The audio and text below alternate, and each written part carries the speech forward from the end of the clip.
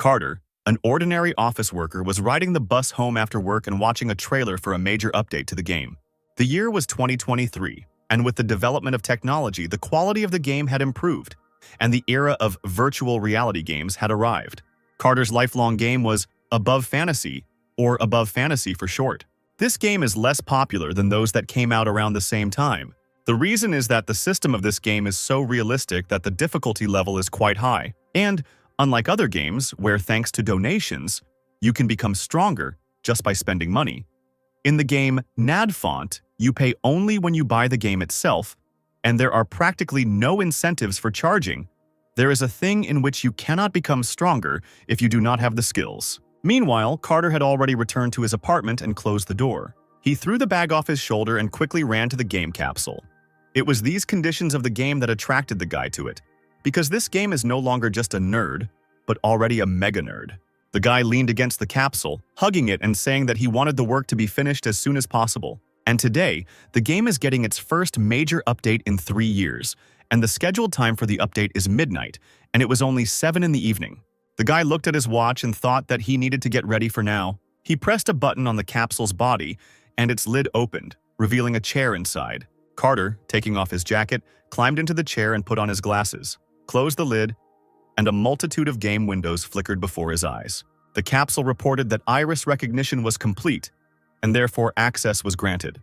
The game greeted the guy and told him to choose the character he wanted to play as, and many figures of people appeared in front of him. In the world of this game, you are treated as if you were dead, even if you only have 3 max-level characters with you. Carter had all 7 characters. However, he was about to approach a character who was not currently at max level. It was a figure of a guy in simple clothes. The character's name was Dio, he was level 10, and had no class. Carter touched the character and shouted that he chose it. This is the character that is used for inventory, and the guy took it specifically for storing items. With bright rays, the guy found himself in the middle of some square, and he had already become one with the character. The guy immediately opened his inventory and noted that a new class had appeared, and while he was organizing his items, he needed to collect items that would provide a level increase. The guy noted with irritation that there were hundreds of different items in his inventory. After a while, Carter ran his hand over his forehead and sighed with relief. He approached the NPC, the keeper of the warehouse, Tony, who was an old man with no hair and a long white beard, and thought about how he only had the storage of the village of Evra left. Organizing the inventory took a long time because the items were so mixed up, and the guy asked Tony to open the subspace. Tony replied that they hadn't seen each other for a long time and that the fee for using it was 1 silver coin. In this game, the system is such that the fee for use increases proportionally to the level. This is also the reason why players keep the character with the inventory until level 10. Carter, looking through the inventory, finally found what he needed. He extended his hand, and it calmly dived into the game window. He pulled out his hand and pulled out a lichen kukri knife and said that he needed to give it to another character. Looking over the inventory again, he asked why he had put all this junk in his inventory. Suddenly, the game displayed a notification that in 15 minutes, the server maintenance for a large-scale update would begin. The system warned the players that they needed to exit the game to a safe place, and Carter exclaimed in surprise that he had spent 5 whole hours organizing. The notification from the system disappeared, and the guy thought that he would deal with it when the time came. This was the village of Evra, for which the appropriate level is 100, and as long as you don't go beyond this base, you will be safe even at level 10. Carter continued organizing while the system warned that a major update would occur in 5 minutes. But suddenly the game glitched, and the color of its notifications changed to red instead of blue. And then suddenly there was a bright flash. The guy had his back to all this, and therefore didn't notice anything strange, and the game displayed a message that a system error had occurred and that it was no longer possible to send messages. Soon, Carter finally finished organizing his inventory and exclaimed that he could do it now. As he stretched, he thought about how hard it had been for him to have to fiddle with this. But suddenly he began to look around nervously. He wondered why he hadn't passed out. Could it be that the verification was delayed? But that can't be because there were no notifications. He thought that he should log out of the system directly then. The guy put his finger up and shouted, calling the system. A system window appeared in front of the guy, but it was full of interference. He looked at the corner where the logout button was usually, but now it was gone. So how was he going to log out now? The next moment, the guy suddenly realized that all the feelings became brighter. And although the technology was off the charts, could the game be so realistic? He looked at his hands, which were glowing slightly blue, and thought that something was wrong. Suddenly, he clenched his fists and thought that it was a rupture in dimensions, and then he quickly started running, thinking that he needed to go there, to the only place in this game where he could play with others, the very place where you can meet other users. When he got there, Carter found only some kind of arch, and the rest of the space was empty. The guy exclaimed in surprise that there should be a gate here, but it was empty. Suddenly, someone crashed into him. As it turned out, it was some little boy who, waving his hand, apologized to the guy. And then he asked him why he was standing, to which Carter could not find an answer, but only stood uncertainly. He looked at his hand again and thought about how the feeling of the collision had been so clear. Beads of sweat ran down his face, and he wondered if this place was really real. The guy gritted his teeth and thought that this couldn't be happening. This was definitely a game. There was just a glitch and the touch sensor was probably broken. And so when he got out of here, he would definitely sue the game company. But after 3 days, Carter still couldn't get back, and he had no choice but to accept that the game had become reality.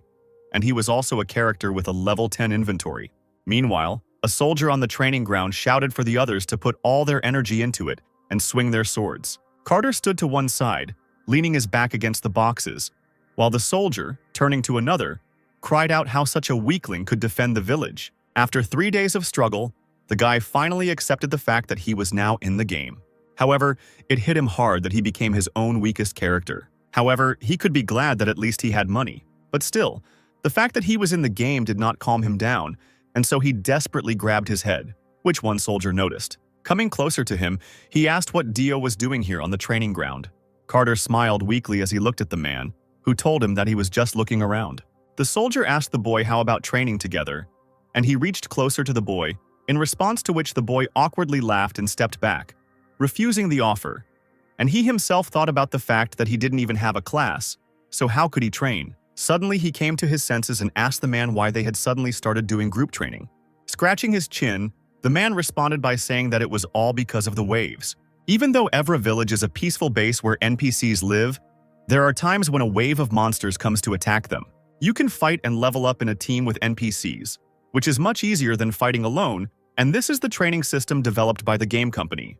But for someone coming to a level 100 village with a level 10 character, that would be a disaster in itself.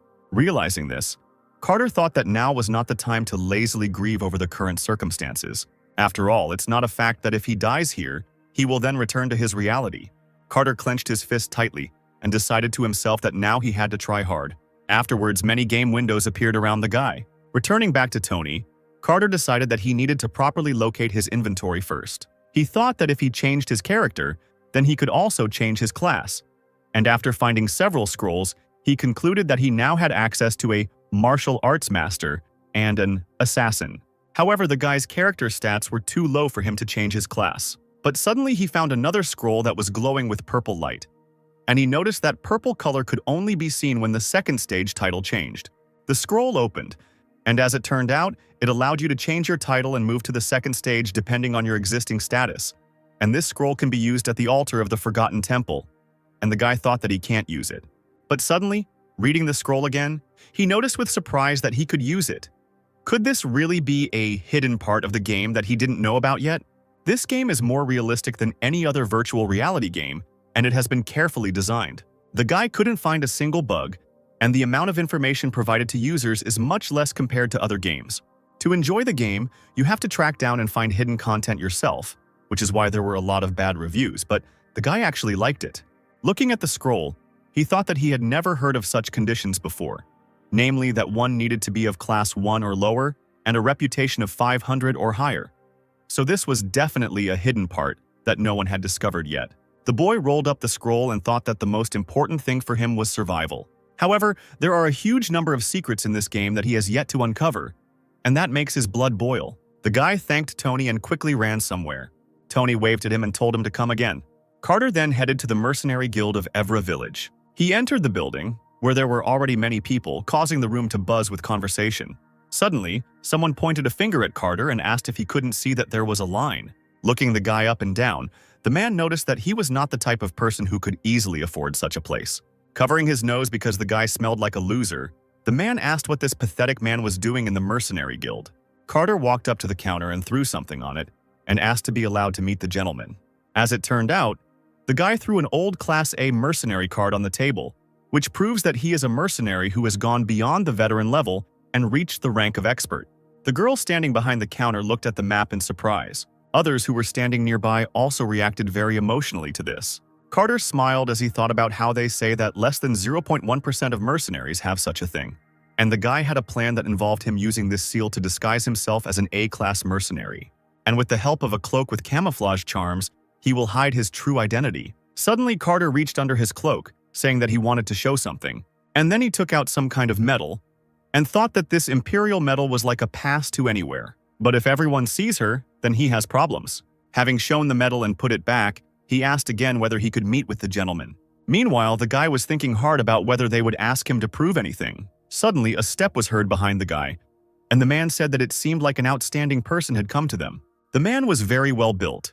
He bowed his head slightly and introduced himself, saying that his name was Cotton, and he was the leader of the guild. And then he suggested that the guy go upstairs and tell him everything in more detail. The guy thought that there was no way he could show his fear now. Folding his arms across his chest, he asked if he hadn't said he wanted to see the master. Cotton bowed respectfully and said that, unfortunately, the guild master was currently absent. But if the guy doesn't mind, then he can listen to him and then convey everything. Carter replied that that was fine then. He would tell him everything. As a drop of sweat trickled down his face, he smiled triumphantly and thought that now all that was left for him was negotiations. The man and the boy went upstairs and Carter told them everything, in response to which Cotton asked him again about what he wanted them to instruct him to go to the Forgotten Temple. Carter replied that everything was correct and that there were no other conditions. Scratching his mustache, the man thought about why he would ask an A-rank mercenary to do such a thing, and then he said that he needed someone to accompany the priest, but all the mercenaries were already busy. The guy smiled and replied that he could do it, and then he said that he didn't need any reward for this, he just wanted to get to the temple in comfort. Hearing this, Cotton, somewhat taken aback, asked the boy if he really wanted to participate as an escort object. The guy replied that things weren't quite like that, and if something dangerous happened, he wouldn't sit idly by. And then he thought that if he said that, it would be hard for the man to refuse him. They don't need to prepare additional rewards, and from the guild's point of view, as the fighting force increases, the risk of failure decreases. Folding his arms across his chest, the man smiled and replied that he understood and that it was possible. Carter thought happily that he had succeeded, and the man said that they would also notify the client of the changes and then asked him to fill out a request form. The guy signed a mercenary request contract, and the system informed him that a quest would appear soon. Cotton checked the contract and then he said that everything was fine and the client would be happy too, and now the guy could go and tomorrow morning he should come to the north exit. Carter turned and waved his hand in thanks to the man. As he walked out the door, he thought that he needed to go back and prepare carefully, because if his identity was revealed, he would be in trouble. Meanwhile, Cotton smiled strangely after him. The next morning, several mercenaries were discussing that an A-class mercenary would be participating with them. Another mercenary asked what this mercenary was doing in such a remote area, but suddenly they noticed Carter approaching. One of the mercenaries extended his hand to Carter, asking him if he was the mercenary rumored to be there, and he then introduced himself, saying his name was Raymond. Carter replied that his name was Monty. The guy shook the hand extended to him, thinking that at first he had used a pseudonym, as he had planned. But something was wrong. Carter was surprised to find that only 4 guards, including himself, were sent on the mission. He scratched his chin, thinking that they must have cut down on the number of people accompanying him since he said he would be participating. And then he noted with irritation that this Cotton had fooled him. Suddenly, Raymond spoke up, asking if the client had arrived yet. Suddenly, a young girl with red hair that was braided into ponytails ran up to them, and she was dressed in blue, and the girl asked the men if they were her escorts. Stopping, she began to catch her breath and apologized for being late. And then she, putting her hand on her chest, said that she was entrusted with a mission in this temple, and her name is Clara, and she is a priest of the Temple of the Moon. The other mercenaries also began to introduce themselves as Carter watched them out of the corner of his eye, and he noted that her clothes looked shabby. Apparently she had been through a lot as well. Suddenly the girl turned her head, noticing someone looking at her. The guy noticed with surprise that the girl was looking at him.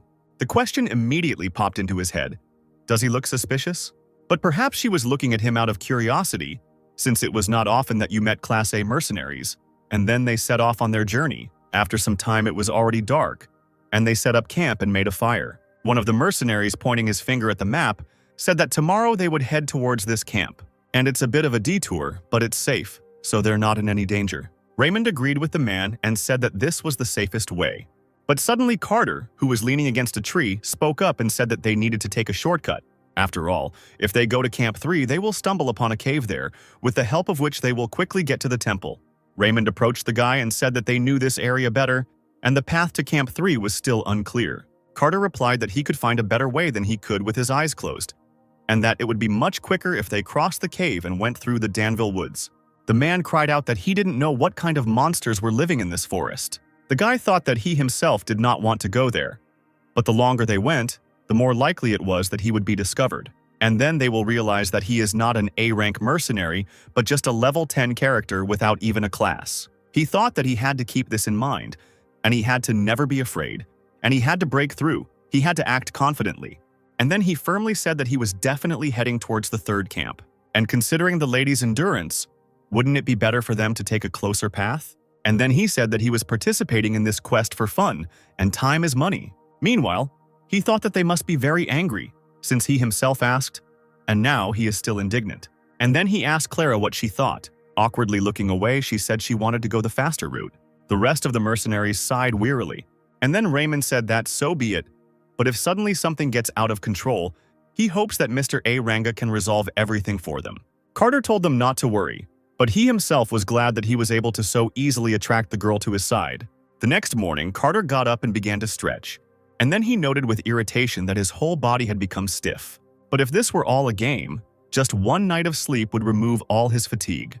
But now that all this has become his reality, he will simply die of exhaustion. Raymond turned to Carter and asked him if they would definitely reach the cave if they went this way, to which the boy replied that they would definitely, and if they deviated from this path, they would end up in werewolf territory, so it would be better for them not to do that. But suddenly the man went somewhere to the side, which angered the guy a little. Looking at the guy, the man asked why he should obey him. Carter was at a loss for words and thought that he was probably very upset about yesterday, but he could use it to show them who was boss.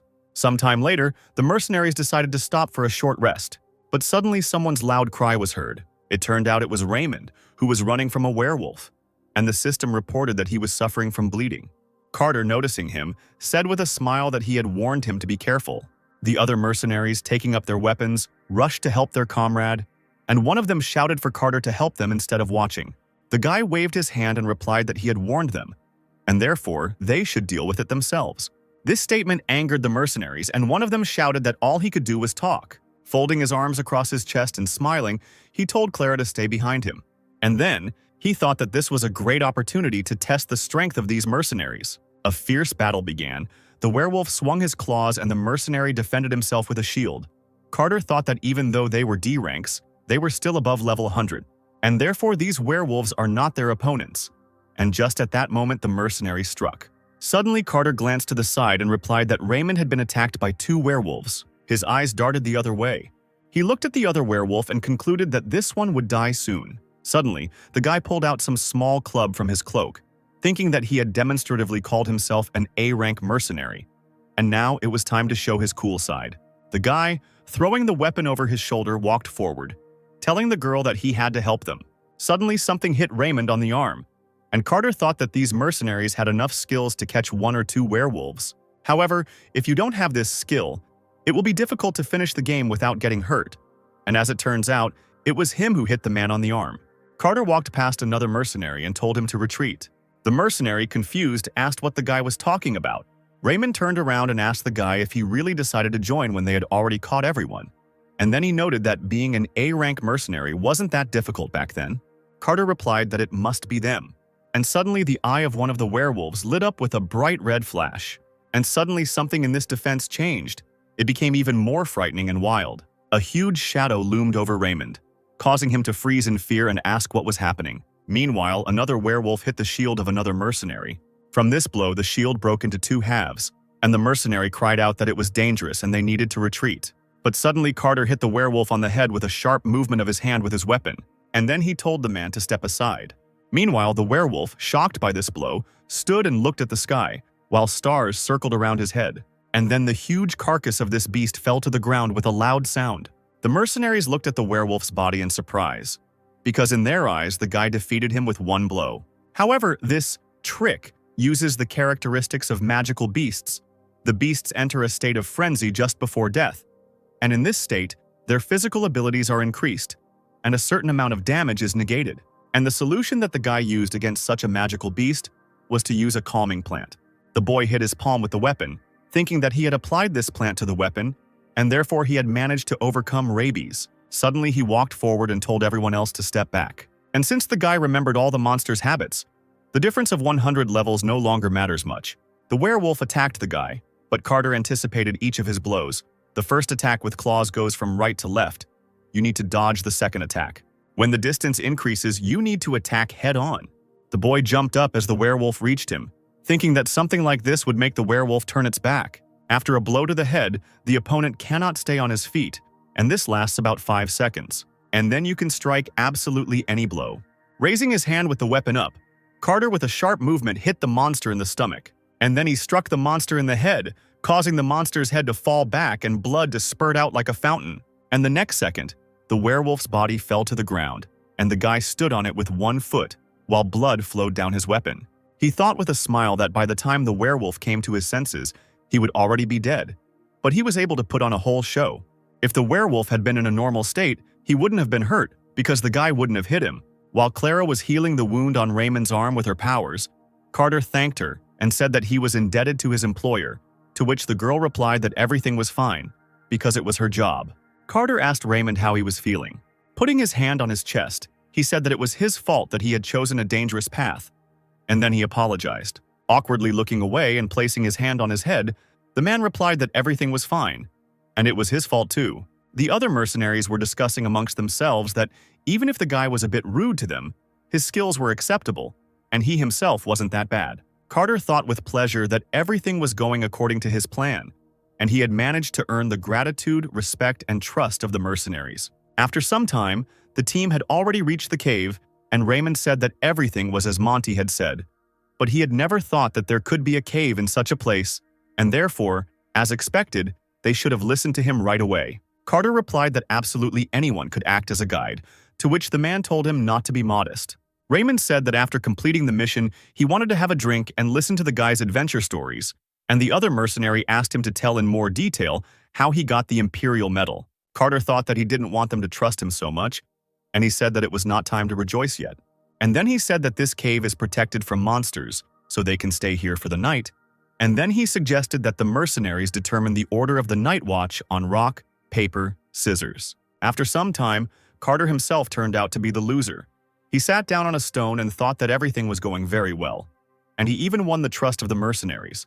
If there's one thing he's worried about, it's a major update to the game. He has raised 7 characters to the maximum level and knows the game by heart.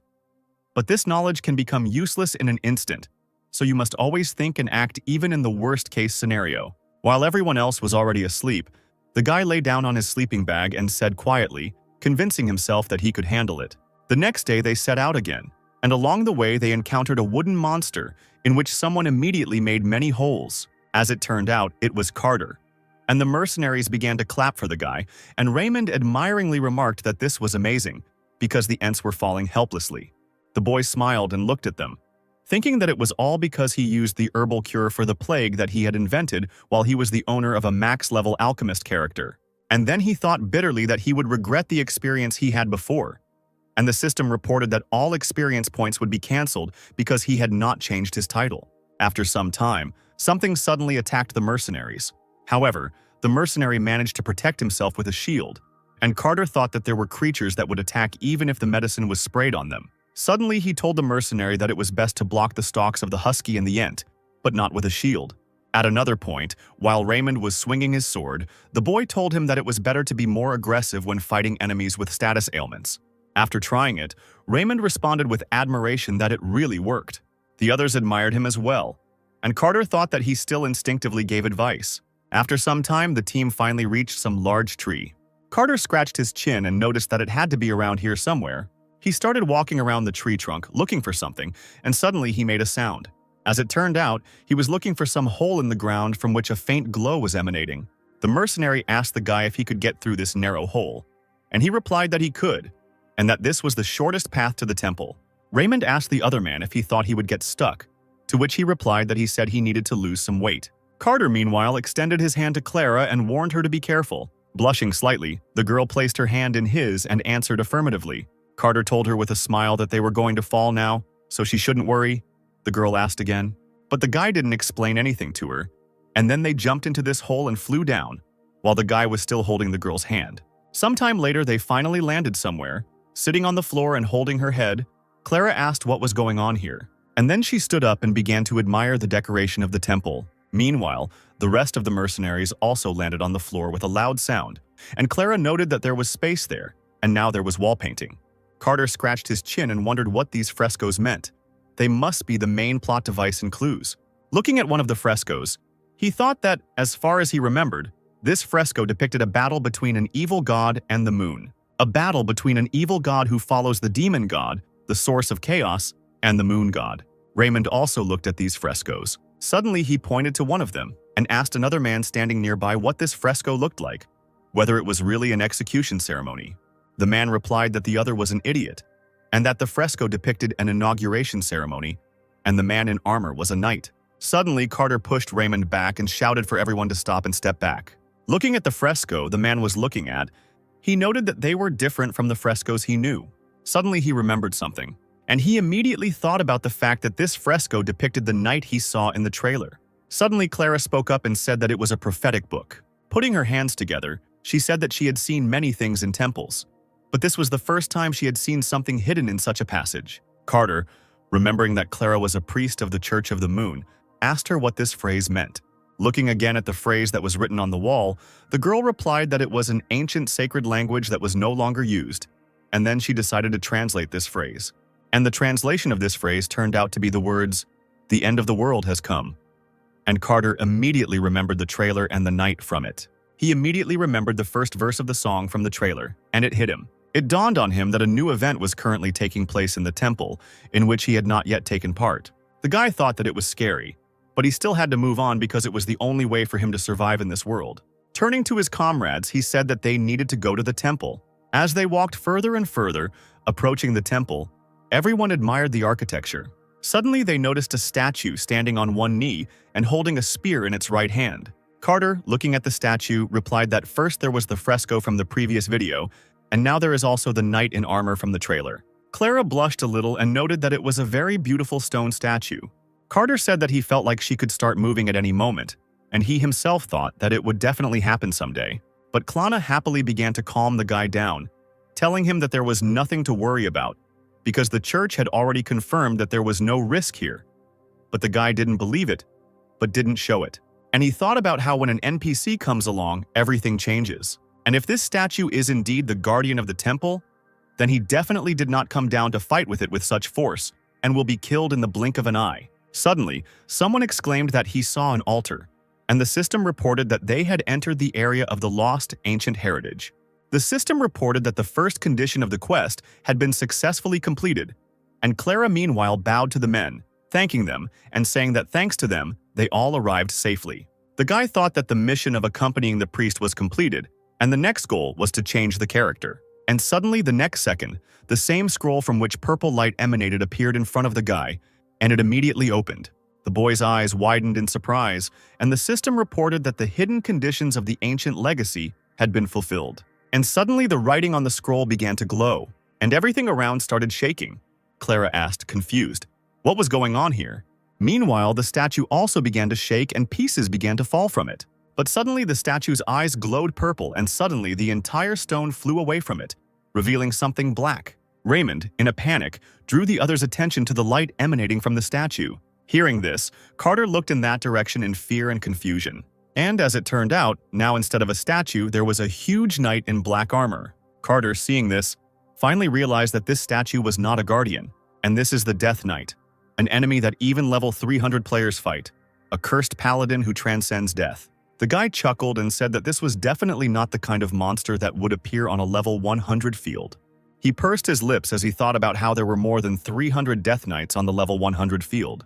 And so his nerd instincts speak for themselves that this is an unexpected event, and therefore, defeating the Death Knight is not the end goal. The developers are very secretive about their intentions for planning all the events, so there must be another way to deal with this. Suddenly, another scroll flashed next to the guy, and the system said that the guy had a book of changes, and a forced hidden quest was activated. Carter placed his palm on the scroll, and the system informed him that he was to receive the Death Knight's sword. And suddenly, the guy remembered how he searched the internet for a strategy to easily defeat a Death Knight, to which someone said that anyone who chose a paladin knows how weak he is against divine power. Among the NPCs, you need to take a priest, and you need to put the shield used by the priest on the Death Knight. If you do this, you can crush the Death Knight, break his shield, and skip phase 1. The guy thought that this was exactly what he needed, but suddenly the floor around him burst into flames. The knight extended his hand and asked how the boy dared to enter the sanctuary. Clara suddenly exclaimed, turning to the guy, that it was dangerous. Carter responded by walking up to her and grabbing her shoulder, telling her to prepare her holy shield. And he thought that the trigger that caused this sudden event was the change of his title. So the event requirement will likely be level 10 or below and no class. Clara asked the guy if he was really going to fight, and then she exclaimed that she would not allow this, because there was no chance of winning. Carter took the girl by the shoulders and leaned down to look into her eyes, and then he said that they would not be able to escape, and therefore she must put the holy shield on the Death Knight as soon as possible. The girl looked behind the guy's back at the knight, and he once again urged her to hurry. The girl's body shook slightly with fear, and she gripped her staff tighter. And then her staff began to glow, and she closed her eyes and cast a spell. The protection of the holy moonlight will protect us. And then she waved her hand and pointed the staff straight towards the knight. Suddenly, Carter placed his hand on the girl's hand, and the light coming from the staff changed slightly. And then he cried out that it was time, and Clara called upon the holy shield. Multiple light chains surrounded the knight. A shield appeared around him as the chains bound him, and the girl exclaimed that it had worked. Carter, looking at the girl, thought that it was surprising that she used the shield as a rope to hold him. But suddenly the guy said that it was too early to relax. After some time, the holy shield fell, and the knight's sword appeared above his head. The knight lowered his hand down, and his palm glowed with purple light. Carter smiled slightly and thought that the first stage had been completed, all thanks to his strategy. But now the second stage comes, and many swords rise into the air above the knight's head. These swords suddenly fell to the floor, sticking into it. Clara screamed again that it was dangerous. But suddenly Carter shouted out his question about whether she wouldn't recognize him. Suddenly, the system reported that the conditions were met, and the knight's eyes glowed yellow. The guy thought that in any game, the Death Knight is an ordinary opponent, and therefore the Death Knight's business is allowed. The system reported that dialogue had been activated, and Carter thought that if he told a story related to himself, then maybe he could move on to the second stage. He noted out loud that these were all clues to the quest. They were all in the trailer. Mistress Dark, the golden armored paladin shown in the trailer. She waited for the carrion, who had gone to get reinforcements. However, Pobble never returned, and Dark became a Death Knight, and Pobble, who did not return, turned into a wandering ghost. And this imperial medal that can be obtained by catching the ghost indicates that the line continues. Suddenly, Carter cried out, calling for Mrs. Dark. Holding out his hand with the medal on it, he said that the mission was accomplished. The knight stared at the medal in silence. And then she approached the guy, dropping to one knee. And then she praised the guy, saying that he did a good job. Carter noted that he had succeeded, and they recognized him as an ally. The system reported that the boy was able to find out that the Death Knight was Adelia Dark, a holy knight of the ancient Holy Kingdom. Adelia said that a lot of time has passed. She was defeated and lost her god. The wait lasted forever, and many comrades died, and she began to list names. However, Carter could not hear a single name, as if the noise had been deliberately added. Looking at the medal, he thought that it seemed that not all the conditions were met. He began to think actively, trying to understand what else he might have missed. Meanwhile, the knight raised her sword in front of her, from which bright lines of light emanated, and she said that it awakened forgotten hope. And then she swung her sword sharply. The sword landed right on the guy's shoulder, causing him to flinch, and he thought that it looked like the inauguration ceremony shown in the fresco. Suddenly, he remembered the words from the trailer. "You will blossom even in war." It looked like a flower. The guy dropped to one knee, thinking that all the clues were in the trailer, but something was missing. Based on the lyrics of the song, could it be that Dark is not only waiting for factions and reinforcements, could it be that she is waiting for the one she loves? He thought that the event had already been triggered, which meant that he now had a clue, and therefore he must understand if there is something here connected with the person she is waiting for. He suddenly remembered that he had an A-rank mercenary card, and it was from the Tantu temple that was connected to the ancient royal family. And this is no coincidence. As the update progressed, existing items found new uses, and he already told Dark out loud that, although she was cursed to become a Death Knight, Someone else was waiting in the body of the undead. And then he held out his hand with the card and asked her if it belonged to her. Suddenly, Dark shuddered with her whole body and took a step back. Her sword fell from her hands. The system reported that Adelia's expectation was satisfied, and she earned the right to reach the path of truth. And suddenly, the armor on her body began to crack, revealing her skin. Her eyes were still black, but her light hair and fair skin were showing through. She asked if he still loved her, even if she thirsted for blood, even if her skin rotted and dried out. She fell limply to the floor, and the guy thought irritably about how he was supposed to know. Dark said that Carter saved her between the light and the dark. His spirit makes her tremble. Carter told her that he was not the one she was waiting for. Handing her the map, he said that he was just a messenger who had brought his things. The woman sadly replied that she knew. She reached out to the map with shaking hands, one of which was still shackled by armor. She touched it, and suddenly there was a bright flash and she asked for her man to be sent to heaven.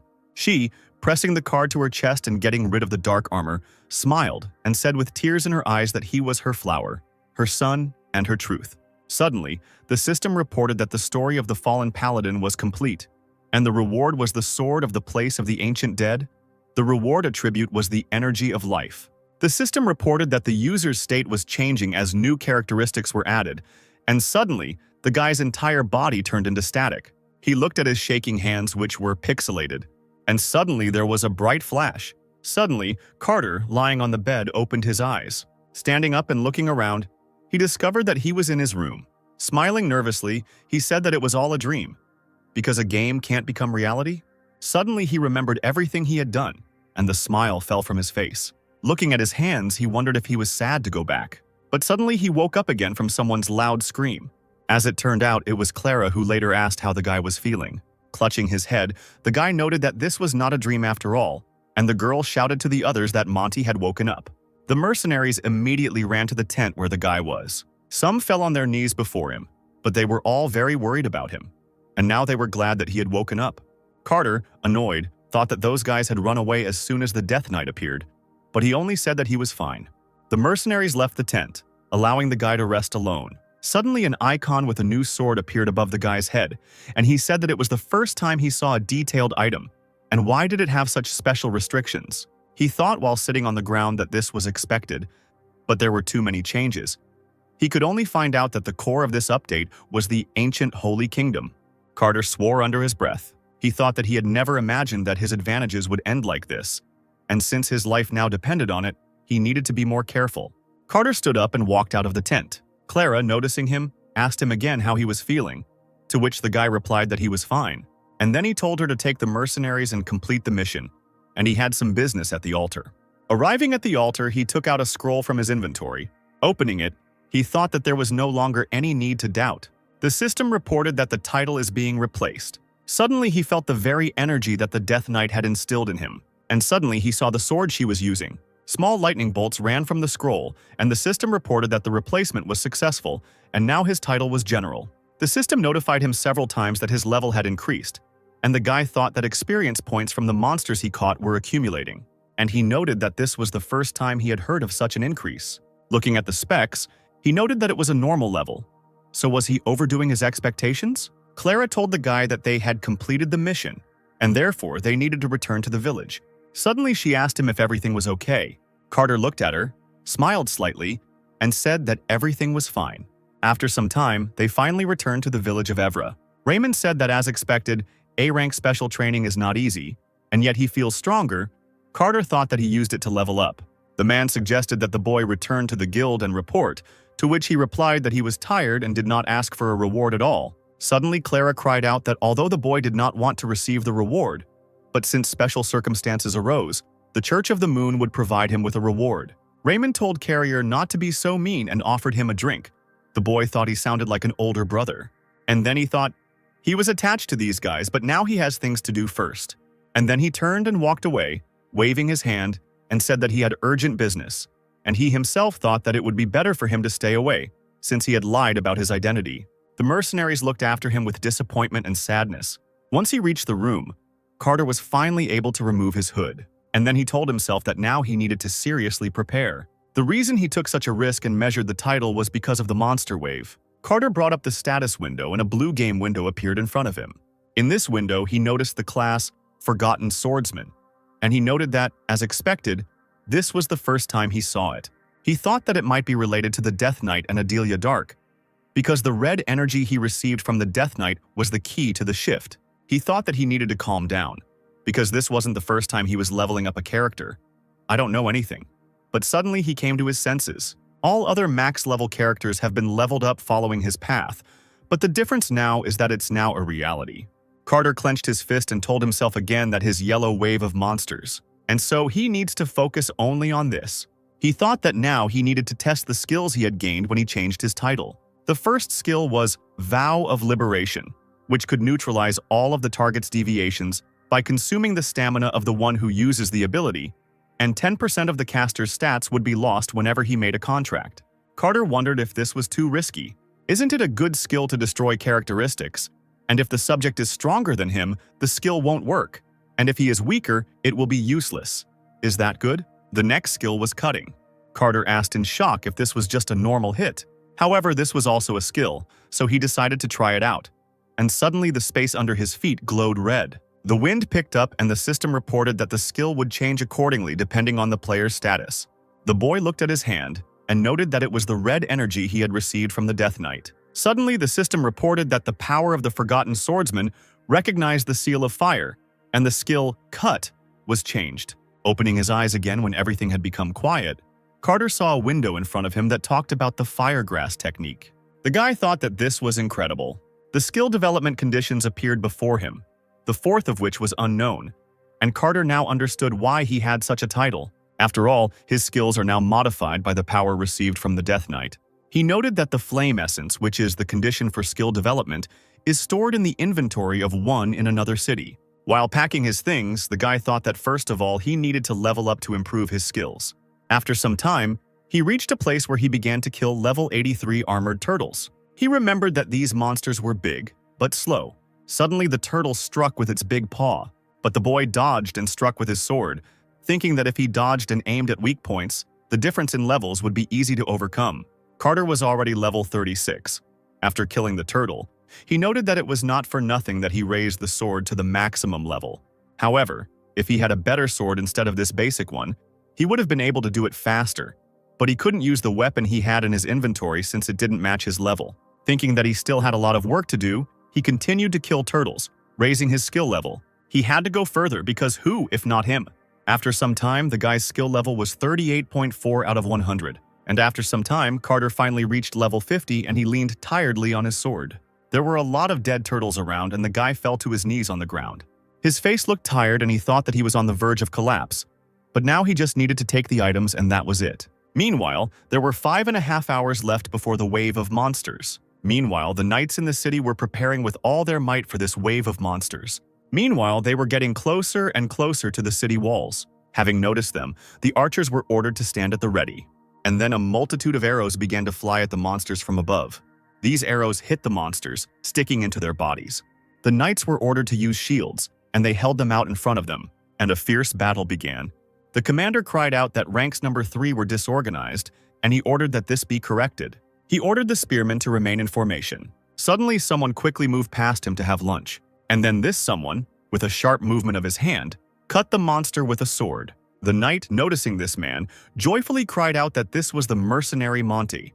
The knight, shaking his hand, thanked him, and said that it seemed the boy had gained some fame. Suddenly the knight noticed that the guy looked somehow familiar, which made him shudder. Carter thought that he actually knew this NPC. The knight asked the guy where they could have met, in response to which the guy only replied that it seemed to him, and the answer was a look. The man said that in any case he was grateful, and it was very encouraging that he was an A-rank mercenary. And then he said that his squad would help him, to which the guy replied that they could rely on him. And he himself thought that the difference in levels between him and the monsters was almost 2 times. And then he decided to use the confidence lens. Using this technique, he was able to see the health bars of all the monsters, thinking that it was all thanks to the training items. As he cut down the monster, he thought that he was now aiming for only a critical hit. Carter continued to swing his sword, killing the monsters. The knights admired his courage. Suddenly something flashed past the guy's head and he turned his head to the side. He jumped up to strike from above, thinking that anyone could kill them with one blow. He thought that due to the seriousness of the situation, he couldn't form parties with NPCs, and therefore he wouldn't be able to gain experience unless he killed them himself. Suddenly, someone's paw hit the guy, but it missed his shoulder. Carter turned and plunged his sword into the monster's body. The knight remarked that he couldn't believe that he was using a large sword, to which the mercenary replied that the guy was an A-rank mercenary. Suddenly, Carter looked to the side and noticed a werewolf with a small amount of health. He took a green leaf into his mouth and thought that he hated the mad werewolf. And then he suddenly jumped up, attacking the werewolf from above. Having flown onto the werewolf's back, the guy plunged his sword straight into the monster's neck, and its end came out on the other side. The knight whom the boy saved thanked the boy, but suddenly he was pulled back. As it turned out, another monster was about to attack the man, but the guy quickly noticed this and, pushing the man away, he hit the monster with a sword. The man sank to the ground in surprise, while Carter noted that all this irritated him, and he looked at the status windows that showed the experience gained. As he walked away from the man, he thought about turning off the status windows for a while. Meanwhile, the other knights continued their fierce battle. Carter looked to the side and saw several praying mantises there, which were low on health. He gripped his sword tighter, and then he quickly ran towards them, thinking that they were the very prey he was looking for. With a sharp movement of his hand, he swung his sword, striking at the bodies of the monsters and killing one of them. The guy killed the second one, and the knight fell to the ground, screaming that the attack was not too strong and the monsters would strike back. Moving deftly, Carter replied that it would not be so, and then he struck the third monster, killing it. The knight asked the boy why he would attack like that. Carter then swung his sword around himself, killing another monster. And then he plunged his sword into the last fifth monster, and suddenly there was an explosion. The knights stared at this in surprise, not expecting the guy to use magic. They asked in surprise if this guy was really a magic swordsman. The monsters were blown to pieces by the explosion, and the knights exclaimed that it seemed the rumor that he had received the Imperial Medal was true. Some time ago, Carter sat down tiredly on the ground and noted that he had finally reached level 100, and now he had unlocked a new skill, Explosion. The guy began to read the description of the skill, and he became more and more surprised. Standing up on his feet, he asked again whether he could now really blow up to 5 characters that he touched with the tip of his sword. As he pictured this in his mind, Carter began to think that there was a downside to such skills, as they could also affect the caster. Then an idea suddenly occurred to him and he grinned. As it turned out, Carrier managed to find armor in his inventory that protected him from fire. The armor glittered in the sun, and the guy thought that he was now completely resistant to explosions. And then he rushed forward to attack again. He ran forward quickly, swinging his sword, leaving a trail of explosions behind him. He was now invulnerable to fire, but the monsters were very vulnerable. Suddenly, someone shouted that a huge monster had appeared on the battlefield, which made the guy freeze. As it turned out, this huge monster was a level 150 guillotine bear. The bear growled loudly, and Carter thought that he was much higher than the average level of Evra village, so it was better to leave it to the guard troops and avoid the mercenaries. But suddenly the knights cried out that they must leave this monte. The guy awkwardly said that such special treatment was unacceptable, and then he still stepped forward and stood in front of the monster, saying that he was going to catch him anyway. The bear quickly rushed forward, raising his paw to strike. Having reached the guy, he struck with his huge paw at the place where the guy was standing, but he managed to dodge by jumping away. Then Carter swung his sword, slicing open the beast's face, sending blood spurting out in all directions. Suddenly the monster froze, and Carter thought that it might seem like this monster was attacking recklessly, but it also had habits. The bear then rushed forward at the guy again, but he dodged again. Noting that since the skin was thick, the damage from the explosion was small, Carter began to run away from the monster, thinking that in order to prepare for this, he had focused on agility. Suddenly he turned sharply, and again he ran forward while the bear chased him, thinking that he needed to jump into the crowd of monsters. Bursting into the crowd of monsters, Carter began to swing his sword, sweeping them out of his way. He thought about the monsters chasing him, not realizing that their blood was being shed in vain. Suddenly the guy turned around sharply and started breaking. And, as it turned out, he had a small bottle in his hand, and he said goodbye to the bear with a smile on his face. And then he threw the bottle at the bear, causing it to shatter into pieces and the liquid to fly in all directions. The bear looked at his paws in confusion, and Carter suddenly screamed sharply using his new ability, and suddenly the bear's entire body was on fire, causing him to scream in pain. Carter watched this action with a smile. The fire disappeared and the bear began to fall to the ground. And then he fell to the ground with a dull sound, raising dust, and the knights cried out joyfully. The monsters that sat in the forest, hiding from the sight of people, were very frightened. Carter then jumped high into the air again, charging at the crowd of monsters, and he cried out that art was an explosion. Sometime later, a cart was slowly driving along the road. Suddenly, someone stopped the cart and said that there would now be a short inspection. The man walked further, looking into the cart, and it seemed he recognized someone. As it turned out, Carter was lying in the cart, sprawled on the hay.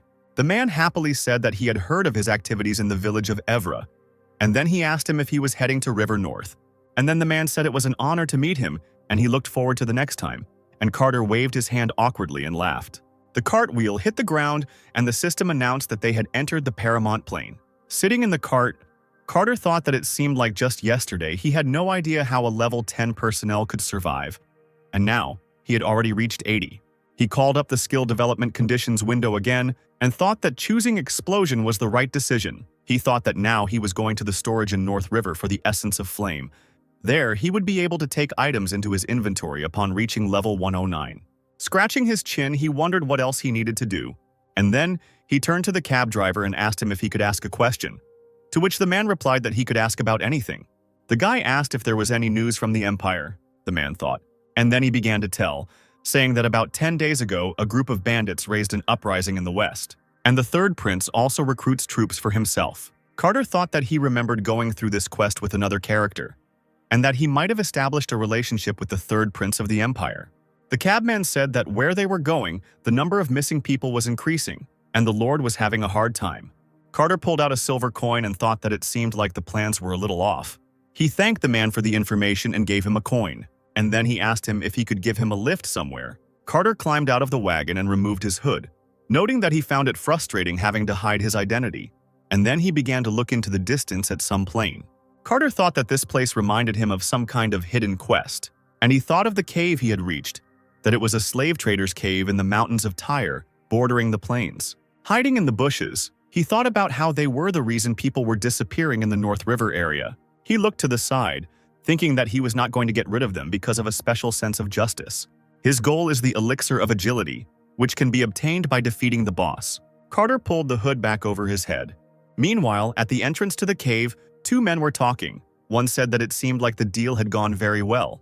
Another replied that he could then take a break when he was finished. The first man replied that of course they could, while Carter watched them from below. Suddenly, he took out a rope.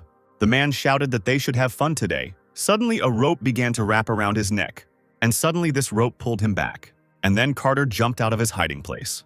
With a wave of his hand, he pulled the rope, and the man around whose neck it was tied fell down from the dais. The other man turned around and shouted to his comrades that there was an invader here. But suddenly Carter rushed forward and, swinging his sword, struck the man, causing a fountain of blood to gush into the air. The man's lifeless body fell to the ground, and the boy thought with surprise that the average level of these men was 50, and therefore he didn't even have to use his skills. Suddenly, something caught his attention behind him. As it turned out, there was a cage behind him, in which sat a small bird. Carter walked closer to the cage and opened the door, and the bird immediately flew out of it. Looking after her, the guy said that they had to be careful, and the system notified that the guy had entered the slave trader's hideout. Meanwhile, there were several more men sitting in the cave, and one of them asked why these picky slave traders were so generous. Another man, holding a mug of alcohol in his hand, replied that it didn't matter, but the main thing was that they were getting a lot of money. Then the first one asked whether the people from North River couldn't find them, whether it was because they were so well hidden. The second one replied that the other should not worry, and then he said that the greedy nobles would not spend their own money on a search. They would not even think about finding this wide plain. Suddenly, a barrel rolled forward. The man, still holding the mug in his hand, looked at her in surprise, breaking away from the conversation. Another man stood up from his seat and asked irritably what kind of bastard dared to disturb his boss while he was drinking. Suddenly, Carter smiled faintly and asked what was wrong with that.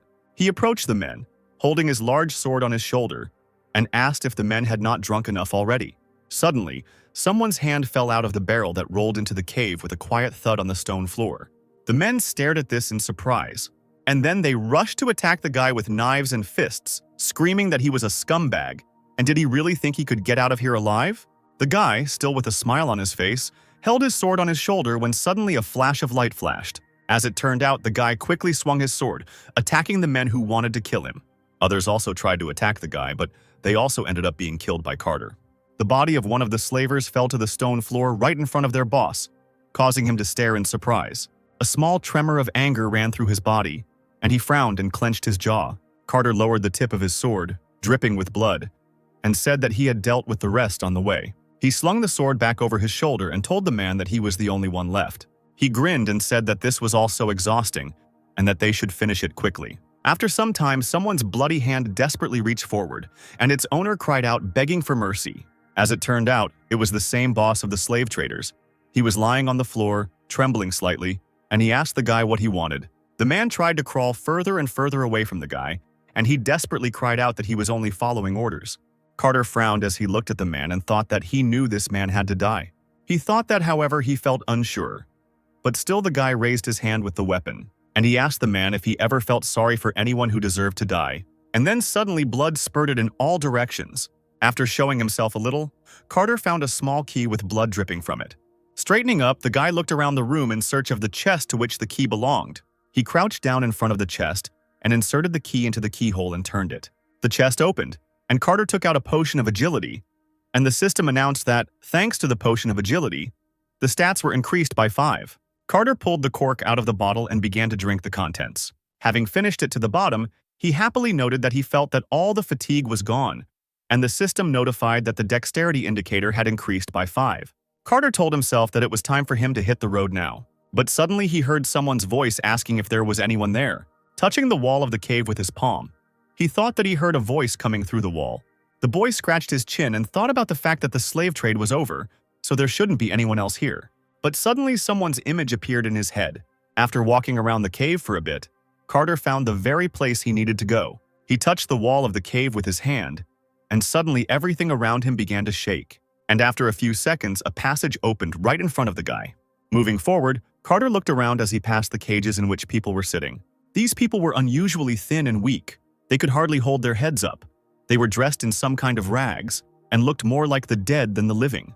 Covering his nose and mouth with his hand, Carter noted that it was very difficult to watch, even though he had seen it in the game. He thought that if he had seen this for the first time, it would have been difficult for him to just leave. As he walked further, he remembered that there was another wooden door ahead inside. Carter pushed the door and it creaked open, and he walked forward into the next room. In this room, in some kind of magic circle, a girl was sitting. Her hair was white, and she was dressed in a white dress. Her head was lowered low, and her hands rested on her knees. Hearing someone enter, the girl raised her head and looked at the stranger, and then she quietly asked him to kill her. Having seen the girl, Carter was finally convinced that she was exactly who he thought she was. He remembered that a gang of thieves had sold this girl to a sorcerer, and this minor character was to become a sacrifice. Her older brother is Sigmund, the second in command of the North River Knights, and this incident caused him to appear. This incident caused the emergence of the strongest swordsman of the Luna Church, also known as the Knight of Justice.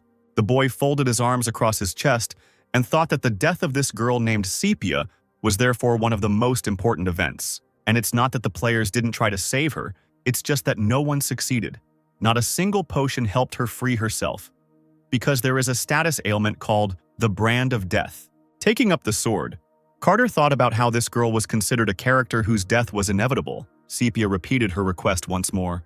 Carter looked at her, frowning slightly, and thought about how this was his opportunity. Carter called up the system windows, which told him that his skill, Oath of Liberation, makes a pact of liberation, and if the target accepts the oath, all of its deviations are neutralized, and the caster's stamina is spent.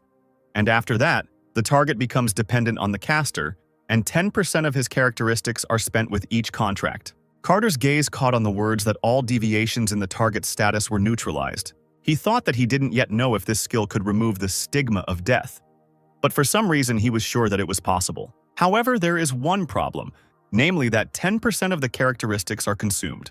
Frowning, the boy wondered if it was worth it to take such a risk in order to subjugate Sepia.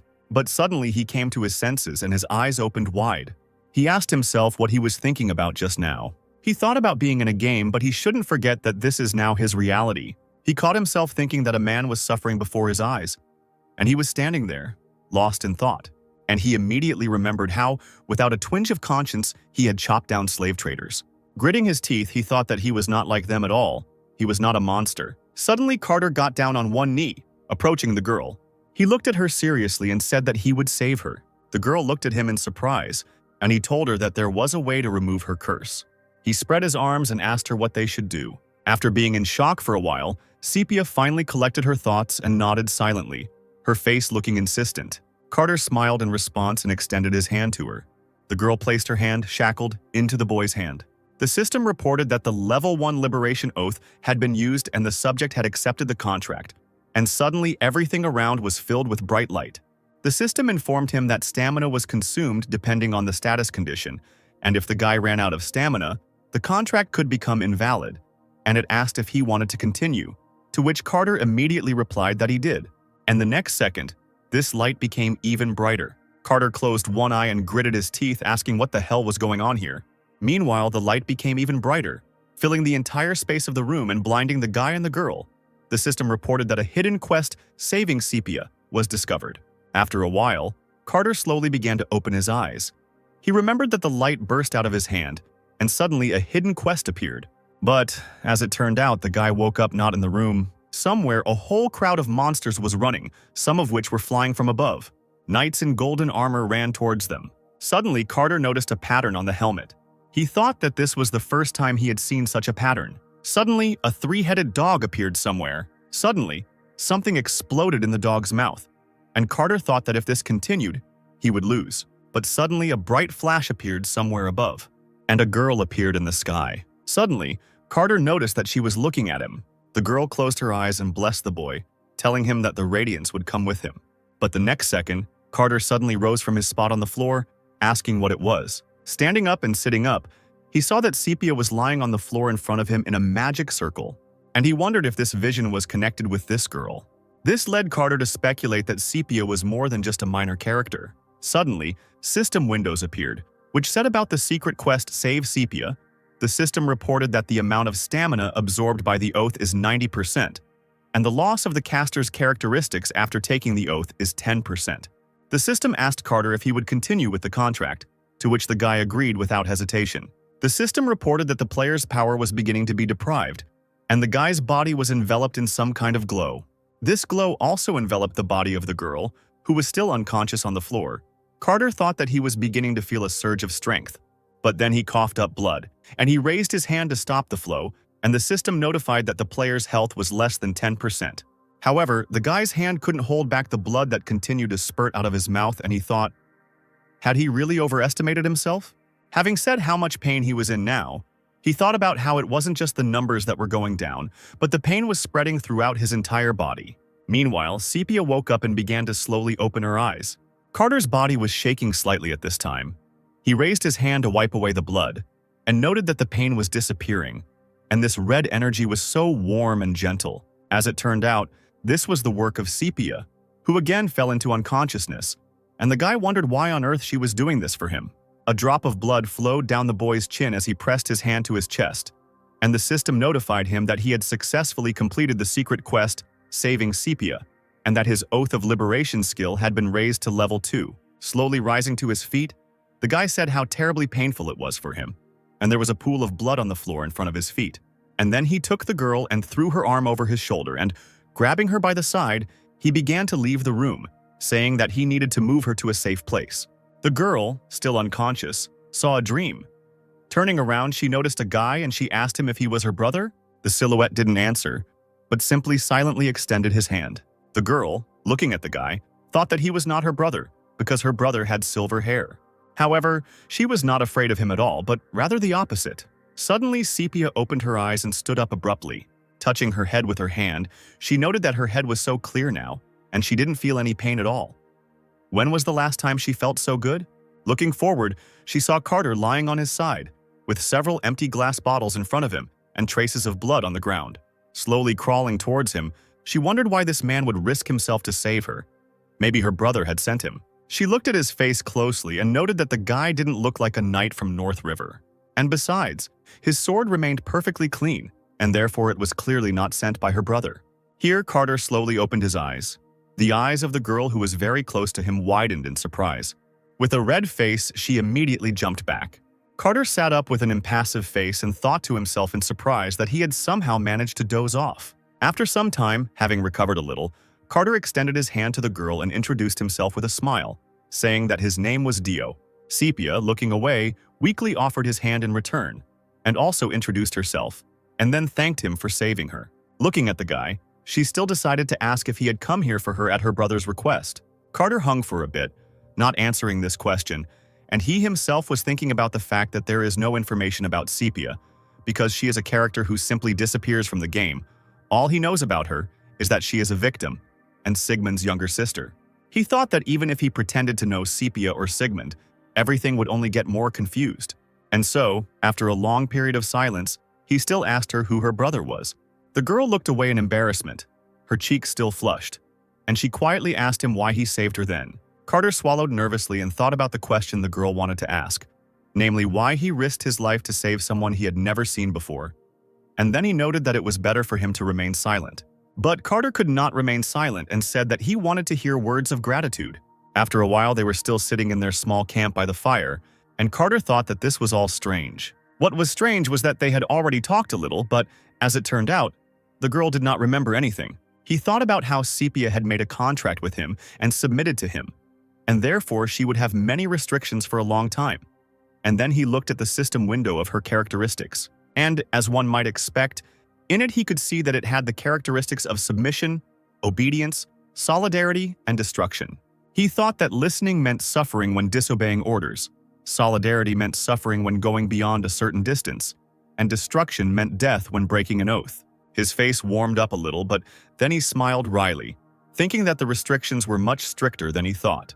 However, if they had not made this oath, the girl would have died a painful death, and therefore the guy thought that he should not blame himself for the fact that she ended up under his control. He decided that he needed to explain everything to her quickly so that she wouldn't worry, and then he asked the girl again about her brother Sigmund being a knight, and then he announced that he had then accompanied her to the North River. Sepia looked to the side and wanted to say something but didn't dare, which made the guy think that she still didn't trust him. He frowned slightly, noting that to her he still looked like a common slave trader. And then he suddenly extended his hand to her and told her to take his hand. The girl was a little taken aback by such a request. And then Carter said that it was an order, and both his and the girl's eyes lit up with a yellow light. And Sepia, without thinking, quickly took the guy's hand in both of hers. Afterwards, having recovered from the effect of the spell, she asked in confusion what it was and why. Carter pulled his hand back, and then he told her that they were now bound by an oath, and that she was his subordinate. The girl pressed her hand to her chest, and the guy continued, saying that a subordinate suffers if he does not obey orders, and this does not depend on him personally, because they gave this oath to each other themselves. He said that he had to do it to save her, and so everything will be exactly like this now, even if she is against it.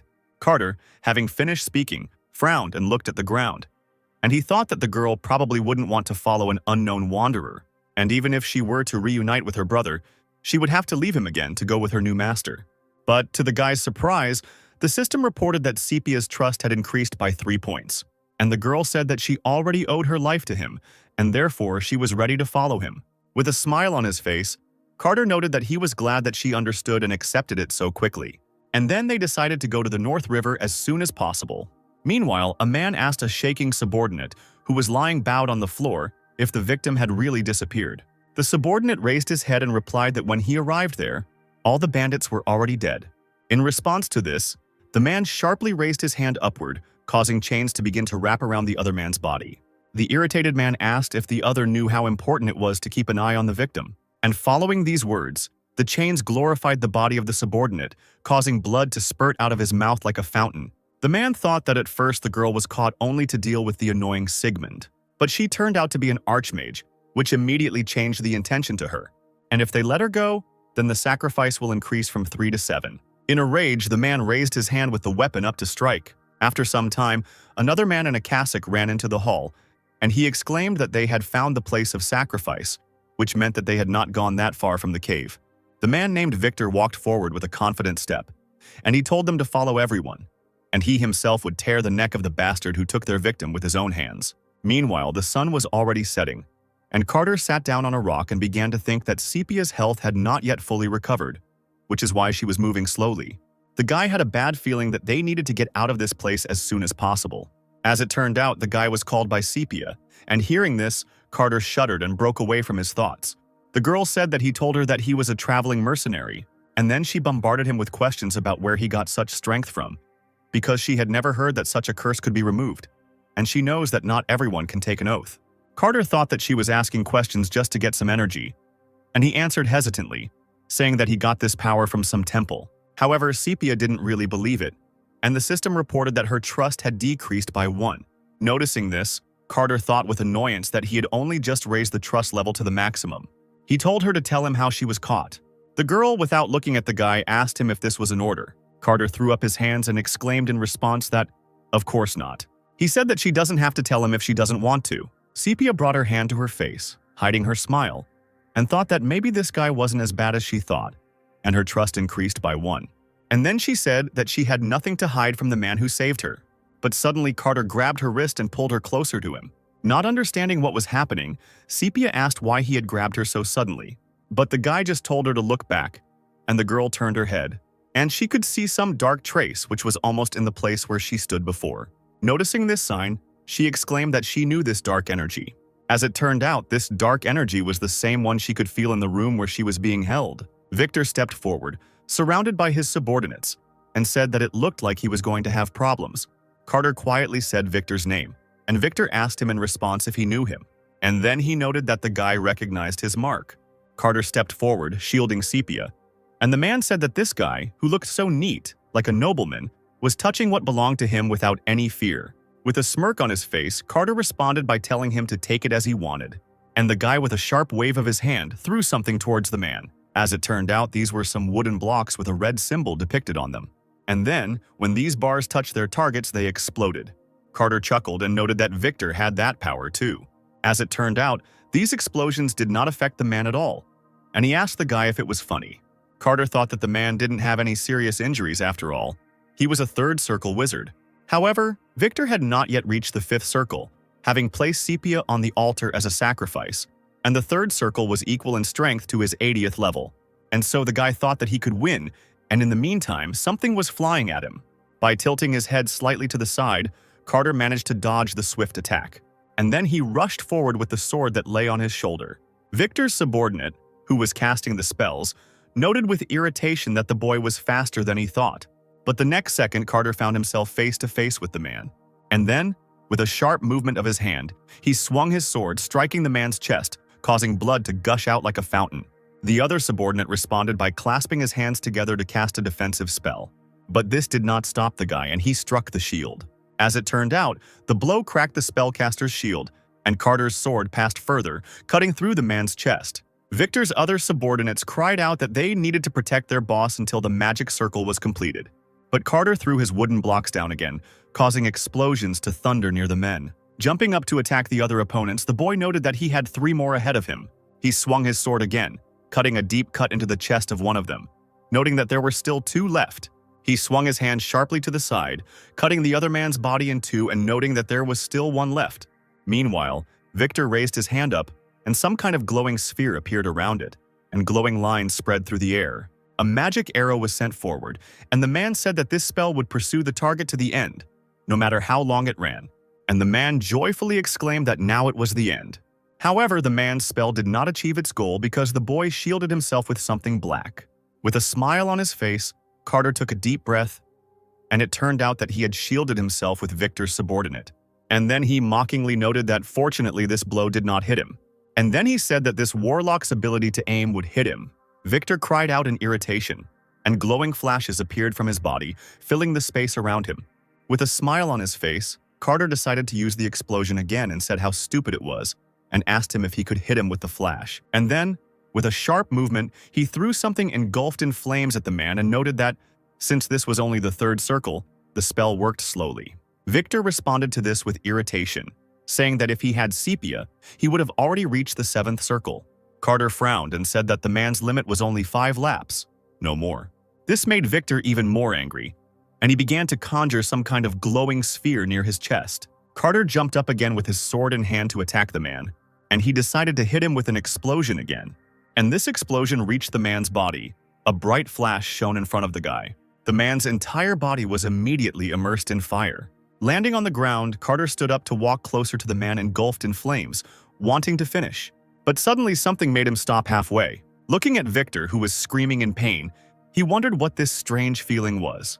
He noticed that his explosion skill was indeed a flame skill, but it looked a little different now. Meanwhile, tears were streaming down Sepia's cheeks and she sighed. Her eyes were filled with a glow, and she had her arms crossed over her chest, and the outline of flames could be seen around her body. The girl screamed that the man must now suffer too, and flashes of light filled the space around, and chains flew forward. These chains began to wrap around Victor's body, and then they squeezed him hard, which made him scream even louder. Tears were still running down the girl's cheeks, but a smile was visible on her face, and she stretched her arms forward, tightening the chains tighter and tighter. The fire that burned the man's body became even stronger. The chains tightened even more, and he begged for her to stop. Carter watched all this with surprise on his face. After seeing this scene, he realized that this was NPC magic, and it could only be found in later versions, and it was only used by those who had risen to the rank of the strongest. Carter, still in shock, turned to look at the girl, amazed that she could use such magic. But suddenly the girl's eyes closed, her face relaxed, and she began to fall to the ground, losing consciousness. However, Carter managed to run up to her and catch her. As he pulled her closer, he thought she couldn't control her abilities yet, but she was doing just fine. Meanwhile, somewhere, the door to the office suddenly swung open, and someone, turning to the vice captain, said that he had found a clue. As it turned out, this vice captain was Sigmund, the youngest second in command of the North River. His subordinate reported that he had noticed a trace on the border in the Tyre Mountains, and he continued, saying that it looked like slave traders were involved in this matter, causing the guy's face to darken. He clenched his fist tightly, screaming, "How dare those bastards!" And then he waved his hand sharply, ordering his subordinate that they must find them immediately. When the subordinate left, the boy was left alone in the room, and he sadly called his sister by name. After some time, Sepia had already recovered, and they continued on their way, and she, looking around, asked the guy if this was the right path. Turning around, he replied that of course it was. He had told her that he knew a shortcut to the North River. Moving on, the guy noted that the girl still doubted him, and he was just trying to find his way without a map and compass.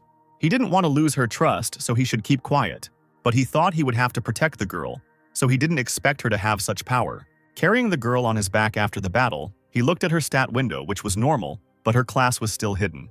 The guy suggested that she might have the same abilities as her older brother Sigmund. With a smile on his face, he pointed somewhere ahead with his hand and said that soon they would arrive in North River. Sepia answered this briefly, and the guy couldn't find anything else to say. Turning back, he thought about how he needed to gain her trust before she asked about her abilities, and if he is not careful, he may even die. The guy thought that he had seen her other side, and he wondered how he could now find out more about the girl.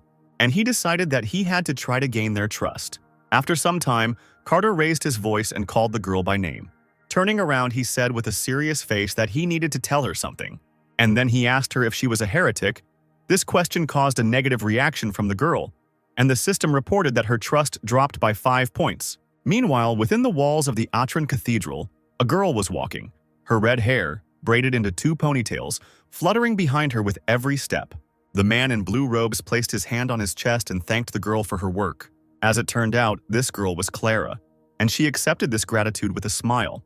The man told her to follow him, to which the girl obeyed, and began to admire the decoration of the cathedral. After some time, they reached some doors, and the man told Clara to be careful, even though she had already completed the training. And then she entered a huge hall. In front of her there was a throne on which someone was sitting, and a blue carpet led to it. Clara moved closer awkwardly, and then she bowed politely, touching the carpet with her knee, and greeted her Grace the Moon. The woman sitting on the throne told Clara to look up. As it turned out, the holy Kalanaya moon was sitting on the throne, and she thanked the girl for the work she had done. Clara looked up at her in surprise, still bowing. Holy Moon quietly tapped her finger on the armrests of the throne and said that the girl must already know why she called her here. And then she said that she had heard that the girl had visited a forgotten temple, to which Clara, without hiding, replied that this was so. And then the woman told her to tell her everything. She asked her to tell her everything she saw and heard. After some time, Clara told about the Death Knight's death, and after that, she returned to the village. After these words, the woman interrupted the girl's story, saying that she could stop there. And afterwards, she said that Clara had done a good job and had helped the order a lot. Therefore, the diocese will provide appropriate compensation, and the blessing of the moon will continue to light its path. Clara happily thanked the woman, and then she immediately left the room. Holy Moon tapped her fingers on the armrest of the throne again, thinking about something. Frowning, she turned her head slightly and called out to someone named Paul, and immediately behind her, a man appeared who was the Archbishop of the Lunar Church, and he asked the woman if she had called him. The woman said that there was no lie in what the priest said, but something bothered her. In response to this, Paul nodded and said that the name Monte was absolutely fictitious. In response, the woman ordered the man to send a personal letter to Port River, and it looks like she'll have to follow this guy. Meanwhile, Sepia asked Carter why he thought she was a heretic, and said that most likely those who kidnapped her were heretics. Carter responded by saying that those they call heretics must have something in common, and what they have in common is the desire for power, not for faith. And the strength that the girl showed was simply incredible. The girls froze in shock and asked again. Frowning, she looked down and thought about how she had suspected him all along. And that's why she doesn't even know what to answer him now. She swallowed nervously, thinking that judging by the guy's abilities, there was a possibility that he was the heretic inquisitor of the Holy Emperor of the Moon Church. And then Sepia quietly said that she would tell everything. She told that in her youth she often lost consciousness, and her magical power got out of control. And so she turned to magicians, who told her what was wrong with her, but they still did not find a solution to the problem. Carter asked the girl if it was not fashionable for her to control magic at will, to which she replied that, although it was hard to believe, it was true. But it was definitely not the power of the devil, because during the escape she used fire and light magic. Carter put his hand on his chin and tilted his head to the side, thinking, and he remembered the very vision he had seen when they made the contract with her. And so he wondered if she really had divine powers. And Sepia cried out, asking to be believed, and she said that although she looked frightening, she would do no harm. Carter, feeling his head begin to hurt, thought about her hurting Victor, and so he wondered if she did it because she lost her memory, or if she wasn't human at all. The guy, looking at the girl, noted that she had started telling the story too suddenly, and so perhaps he had scared her. The girl's face darkened, and she looked away and asked him if he was the Inquisitor of the Holy Emperor. Carter waved his hands and noted that he had said that he was just a mercenary. Hearing this, Sepia asked again, somewhat surprised, and then she asked him if he was from the East, in response to which the guy asked why she decided so. He asked her what difference it made where he was from, to which the girl replied that they say that many people from Songwanshan come from other countries. Hearing this, Carter grabbed his head, understanding what she meant, and he confidently declared that he hated heretics. The heretic inquisitor of the Holy Emperor has such great power that he is called the first month of the moon. However, the clan itself is not so strong. If there is even the slightest suspicion of heresy, the righteous one will be immediately imprisoned. And Carter told Sepia that if he were an inquisitor, he would kill her at the first sign of suspicion. And then he asked her if, since they were going to get there soon, maybe he shouldn't tell her about their agreement. Turning his back to her, he said that it would be better this way, since he did not want to tell her brother that he had subdued her. Sepia agreed with this. Looking at the girl, the guy said that she wouldn't be able to get rid of him anyway, and therefore it would be better for her to pretend that he was just accompanying her. The girl replied that her brother would not let her go if she said so. He would worry and would not send her with him. In response to this, the guy asked whether it would be better than saying that she was subordinate. Pressing her hand to her chest, Sepia asked the boy to give her just one promise. She asked him to make sure to say that she was now subordinate if her brother still did not want to let her go. She told him that her brother had grown up in the slums and had risen to the rank of second in command, and she hoped that he would not give his life for her, would not lose the honor and rank that he had worked so hard to earn because of her. Carter scratched his head and thought that, frankly, he had thought he would be encouraged by Sigmund's appearance. Resigned to the situation, Carter turned around and, with a smile on his face, promised that he would do just that. He told her that they should be leaving now and the city was just around the corner. But then something to the side caught his eye. As it turned out, several people were racing forward on horses below, wading through the dust. Sepia, looking at this, noticed the flag of the Knights of the North River. And then she joyfully ran towards these people. Carter had no choice but to run after her. With a smile on her face, Sepia ran faster and faster. Carter ran after her, telling her to be careful. And he thought about how his sister and brother hadn't seen each other for so long, that even he was worried. Sigmund rode forward quickly on his horse with a sword in his hand, and the boy thought that it would be good if he could convince him. Sigmund's eyes were burning with rage. This sight somewhat disconcerted Carter.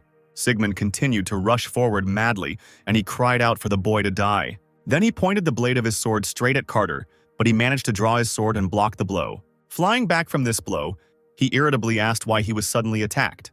However, Sigmund's pressure was too strong, and Carter fell to the ground. The guy thrust his sword into the ground with force, and as it turned out, Sigmund got off his horse and walked straight towards Carter, while he was waving his arms and saying that there had been a misunderstanding. However, the other one didn't listen to the explanation at all.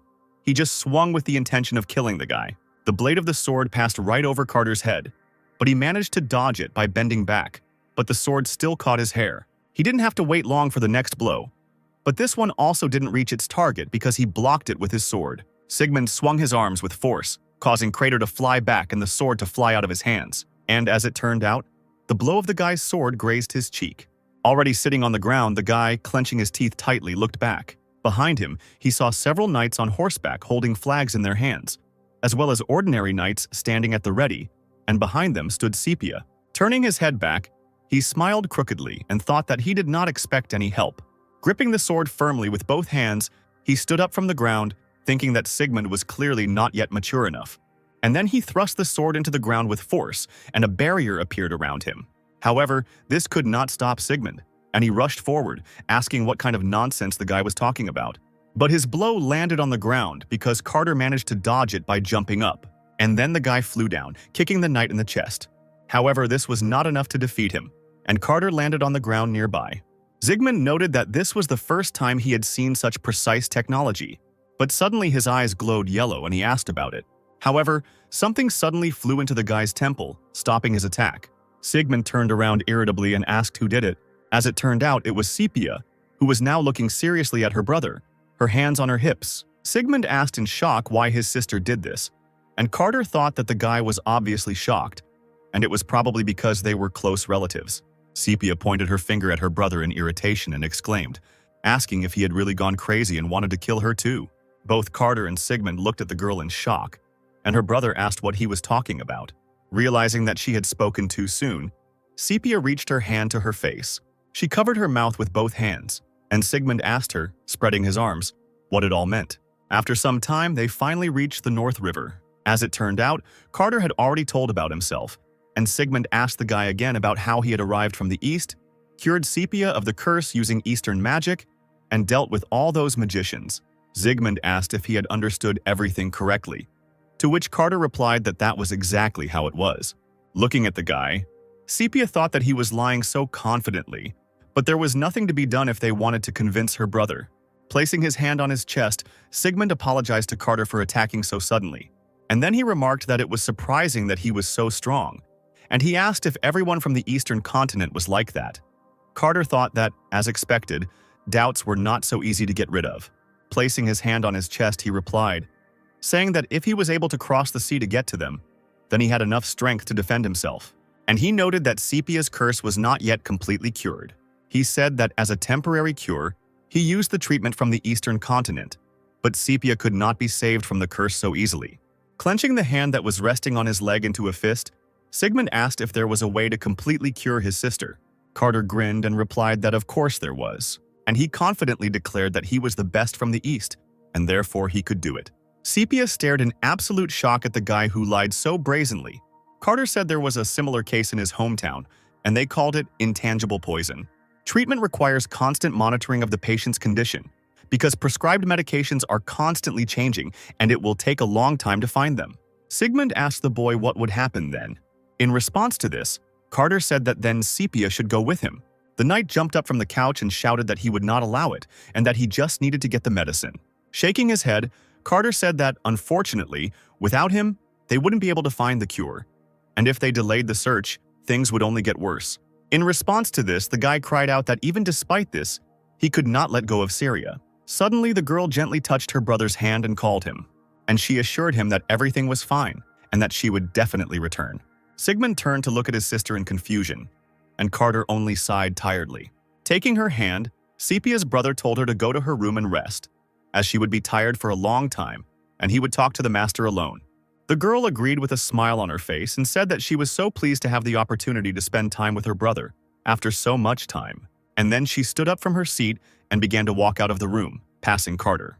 And at that very second, the guy grabbed the girl by the wrist, stopping her. He gently took her hand and, with a smile on his face, said that he wanted to check her wrist. And then he mentally told her not to go far and to constantly pretend to be sick. And he had already written a farewell letter to Sigmund. Having let go of the girl's hand, he said out loud that everything was fine and that he would visit her regularly. Sepia left the room, slamming the door, and now only Sigmund and Carter were left in the room. The knight crossed his legs and said that now there was no need for formalities. And then he told the guy with a threatening face that if he didn't like something, he should do it as he wanted. In response to this, Carter only chuckled and said that what a coincidence that was. He was going to say that too. Sigmund crossed his arms over his chest and asked the guy who he was. Carter thought that the previous answer would clearly not satisfy him, and therefore he needed to answer honestly. Smiling, he said his name was Dio, and he made his living as a mercenary. Hearing this, the knight asked the guy if he had a mercenary squad, to which the other said that he was just about to form one in North River. Sigmund then asked how he could believe that the curse could be lifted. Carter thought that the curse had already been lifted, and his sister was now bound to him by a pact of submission. But that was not something he could tell his enraged brother, so he said that, as he had already said, he had experience with lifting the curse. Sigmund chuckled and countered that this was completely unreasonable. And then he asked him why he had risked his life. And Carter's hands, which had previously been lying calmly on his knees, trembled. This question made the guy look down, and he was able to find it to answer. Scratching the back of his head, he wondered why it was so difficult for him to answer this question. He thought about how the last time Sepia asked him, he had given an answer. But this time, he had only replied that he didn't know. And then he asked the guy whether a reason was needed to save someone. Sigmund raised his hand to cover his lips, and he said that he didn't know if he could trust him with his sister, because the guy was too suspicious. Carter thought that Sigmund's question was reasonable, and as a level 10 character, he would not be able to honestly explain his actions. Meanwhile, the knight continued, saying that the boys saved Sepia, who was kidnapped by a black magician, and he knows about the curse, which he did not tell anyone about. And the guy with a serious face asked Carter again if he could really save Sepia. Carter replied that he would bet he was the only one on the continent who could do that, and then he suggested that the boy ask the Archbishop of the Moon about it. Sigmund clenched his fists tightly and responded that he didn't trust them. Carter scratched his chin and noted that Sigmund didn't trust the Lunar Church, and he knew that, so he specifically asked about it. I wonder if he was comparing it to the Lunar Church. Which one would he choose? So Carter wondered if he should make a few more moves to tip the scales in his favor. Carter threw up his hands and noted that people were disappearing in the North River, and he could help sort it out. And the boy thought that in order to gain the man's trust, he had to demonstrate his abilities. Looking away, Sigmund asked the boy how a stranger could help him. In response to this, the guy said only one word, alley. And just from this one word, the knight's eyes lit up with an unkind fire, and the tip of his sword immediately headed towards the face of the guy who was sitting calmly on the sofa. The blade of the sword barely grazed the skin, causing a small cut to appear on Carter's cheek, and he smiled and told the vice captain to calm down. Sigmund looked at the boy with a darkened face, and he noted that he seemed unhappy with the fact that he knew about everything.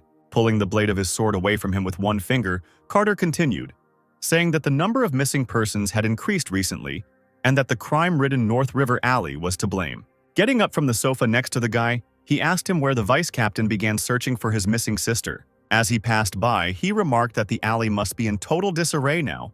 Carter continued by saying that the back alleys of this city were so dangerous that even the knights couldn't do anything.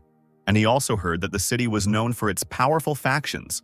He said that, however, they had nothing to do with the incident with Sepia, so there might be problems in the future, to which Sigmund only replied that the guy was good at talking. Carter said that since the guy didn't trust him, then he would show what he was capable of, and in response to which the other asked about his talent. Carter chuckled and replied that he knew everything about the world. After some time, night had already fallen outside the window. As it turned out, Sigmund and Carter were discussing a plan to clean up the alley, and the former noticed that it was a very detailed plan, and therefore it did not seem like he had just come up with it, and so he asked if it was really his first time in the city. Carter replied that in his youth he had been a military medic and had also tried his hand as a detective. He said that he had no bad intentions, so why shouldn't he trust him? Sigmund looked seriously at the table, without answering, and after some time he asked the guy what he wanted. As Carter left Sigmund's office, the knight thought again that the boy was a detective. Even if he had heard about the alley in another city, he would not have been able to guess everything that was happening. The alley is really quite annoying. Can he really help solve this problem? Leaning on the table, Sigmund quietly said that, whatever the case, one shouldn't trust the guy completely. The next day, Carter was walking through the bustling streets of the city. Looking around, he noted that everything in the game was the same as before. Having reached a certain place, he thought that this place appears after passing a busy shopping street. And finally, he reached the alley, the road that leads to the criminal world. The guy thought that since he had already played in North River, he remembered the plot with the alley well, but he was still a little scared. In the world at large, there were two groups, one of which was the liberal group Golden Dawn. The other was the extremist group Bloody Howl. As the story progressed, Bloodhowl took a dominant position, and eventually Sigmund got even with the alley for the death of his sister. However, this time Sepia remained alive, so Sigmund will not touch the alley, and the Flood guy did not know how the story would develop further. However, the clue lies in the plot itself. He looked up at some sign and thought that Golden Dawn was defeated by bloody fight because it suffered greatly from Sigmund. And so it was time to unite them, and the guy headed to the Golden Dawn building. When he got there, he was met by a huge man named Ludens, who laughed out loud, saying that he couldn't believe that the guy was sent by Sigmund, who had never even apologized before. With a smile on his face, Carter said that now they wouldn't have to wander through the alleys. The guy noted that even after suffering great damage, the man still greeted him with a smile, and even though he is the leader of a liberal group, he is still a criminal. Carter headed for the door, expressing his hopes that they would get along, and the man said goodbye to the boy. Carter walked out of the building, slamming the door. Having fallen on the door, the guy replied that half the job was done. All that remains is the NPC's inventory. After some time, someone was using a sword to kill rats with knives somewhere in the sewers. One of the Crimeans rushed forward with a loud squeak. In response to this, Carter moved back a little, and then he extended his sword to the huge Crimea. But another rat decided to attack him from behind. However, before she could strike, she was immediately cut into two pieces. As it turned out, it was Carter who swung his sword sharply, and the dead body fell to the floor. Looking at the stats window, Carter noted that despite having obtained the flame essence, his skill hadn't changed much. Meanwhile, another rat decided to attack the guy from the side. However, a glowing shield appeared around the guy, which was hit by the blow, and then the shield disappeared, and the guy swung his sword, striking. There was a red mark on the body of the rat that flew back to its fellows. Carter screamed, calling for an explosion.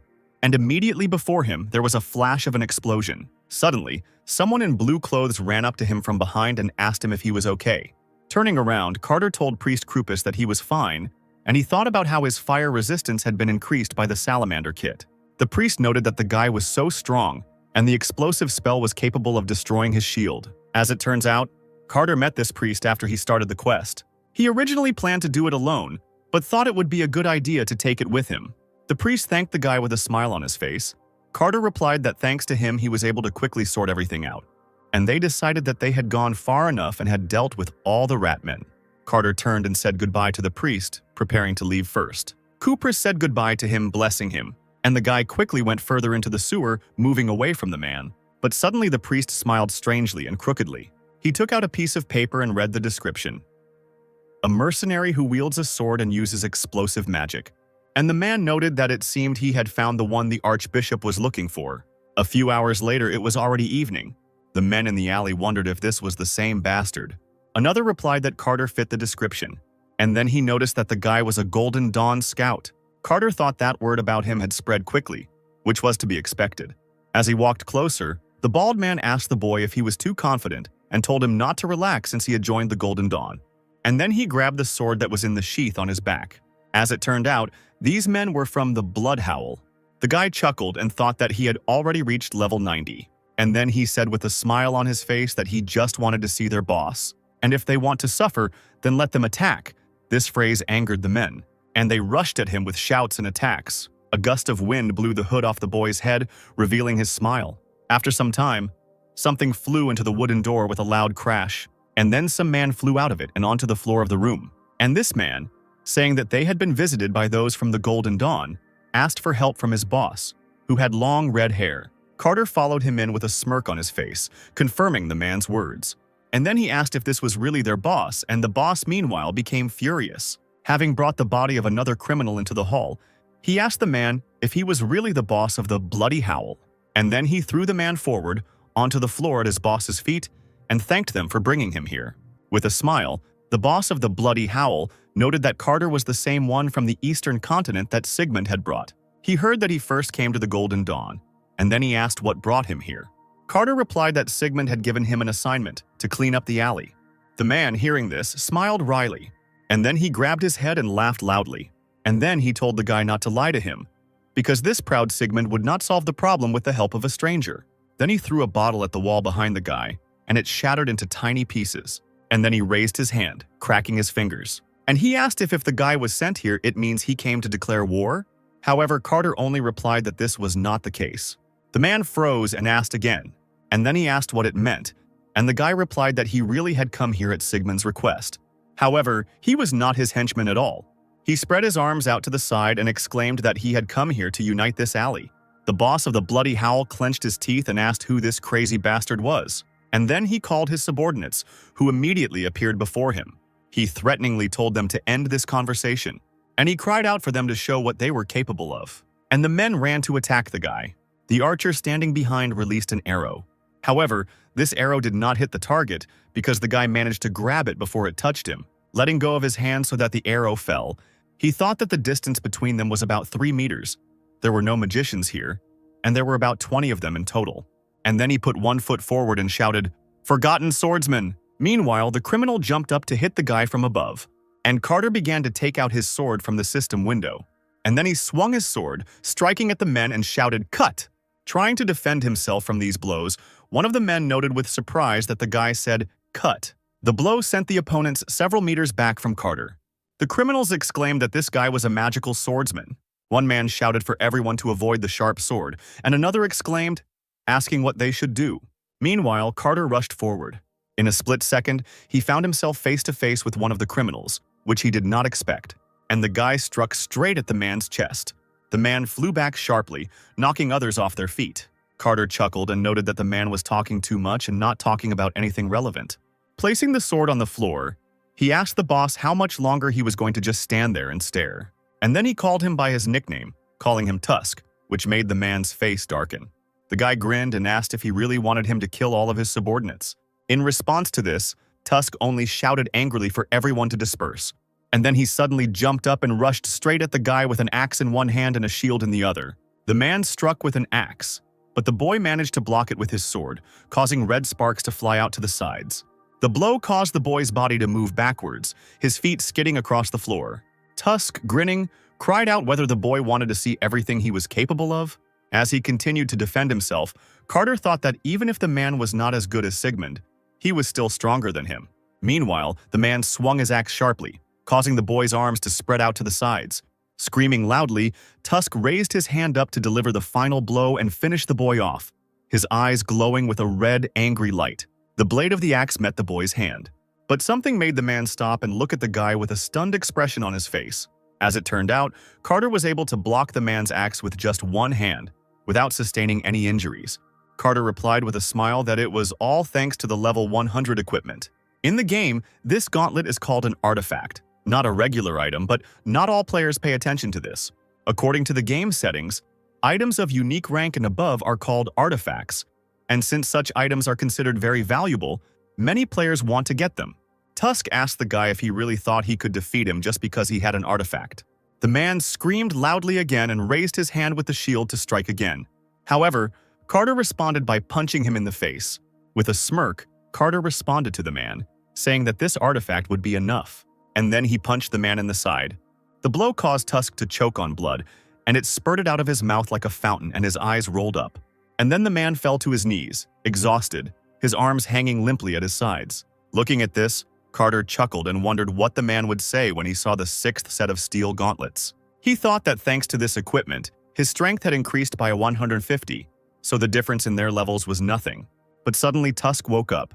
He raised his head and screamed loudly again, spreading his arms to the sides. Covering himself with his hand, the guy noted that the speed of the man's recovery was simply incredible. A punch followed in his direction and Carter crossed his arms to block it. Looking at the even more enraged man to fight even more fiercely, he thought that no matter how unique the gauntlet was, the man could still be dangerous. Tusk struck out with his axe, cutting through the air, but Carter managed to dodge it by bending back. And suddenly he grabbed the man by the wrist. He squeezed his wrist hard and it glowed pink, causing the man to drop the axe. And then Carter, with a sharp movement, threw the man over his shoulder. With a loud sound, the tusk hit the stone floor. However, it didn't end there, and Carter sat on top, and yellow lines appeared in the air, and the man screamed. After a few seconds, Carter rose to his feet and said that the man needed to calm down first. And as it turned out, the guy managed to knock out Tusk, and now he was lying on the floor unconscious. His subordinates called out to him in confusion, and Carter just sat down on top of the man's huge body, holding a dagger in his hands. He told the men that if they valued their boss's life, they had better not get rowdy. And in response to this, the men quietly froze at a distance of several meters from the guy. Closing his eyes and frowning, the boy thought that it was over. And then he wondered if it was possible to assume that he had become stronger. Opening his eyes, he thought that he couldn't think like that yet. Suddenly he sighed and said quietly that it was strange. But he missed Raymond. He missed him after all. He was his first comrade, and therefore he hoped that everything was fine with Rim. Meanwhile, Raymond was sitting in some basement. His hands were chained to the armrests of a chair, his clothes were torn, and there was blood on his chest. The man was screaming in pain, begging for someone to stop. In the same room lay other mercenaries whom Carter had met at that time. Their bodies were covered in blood, and it was unclear whether they were dead or not.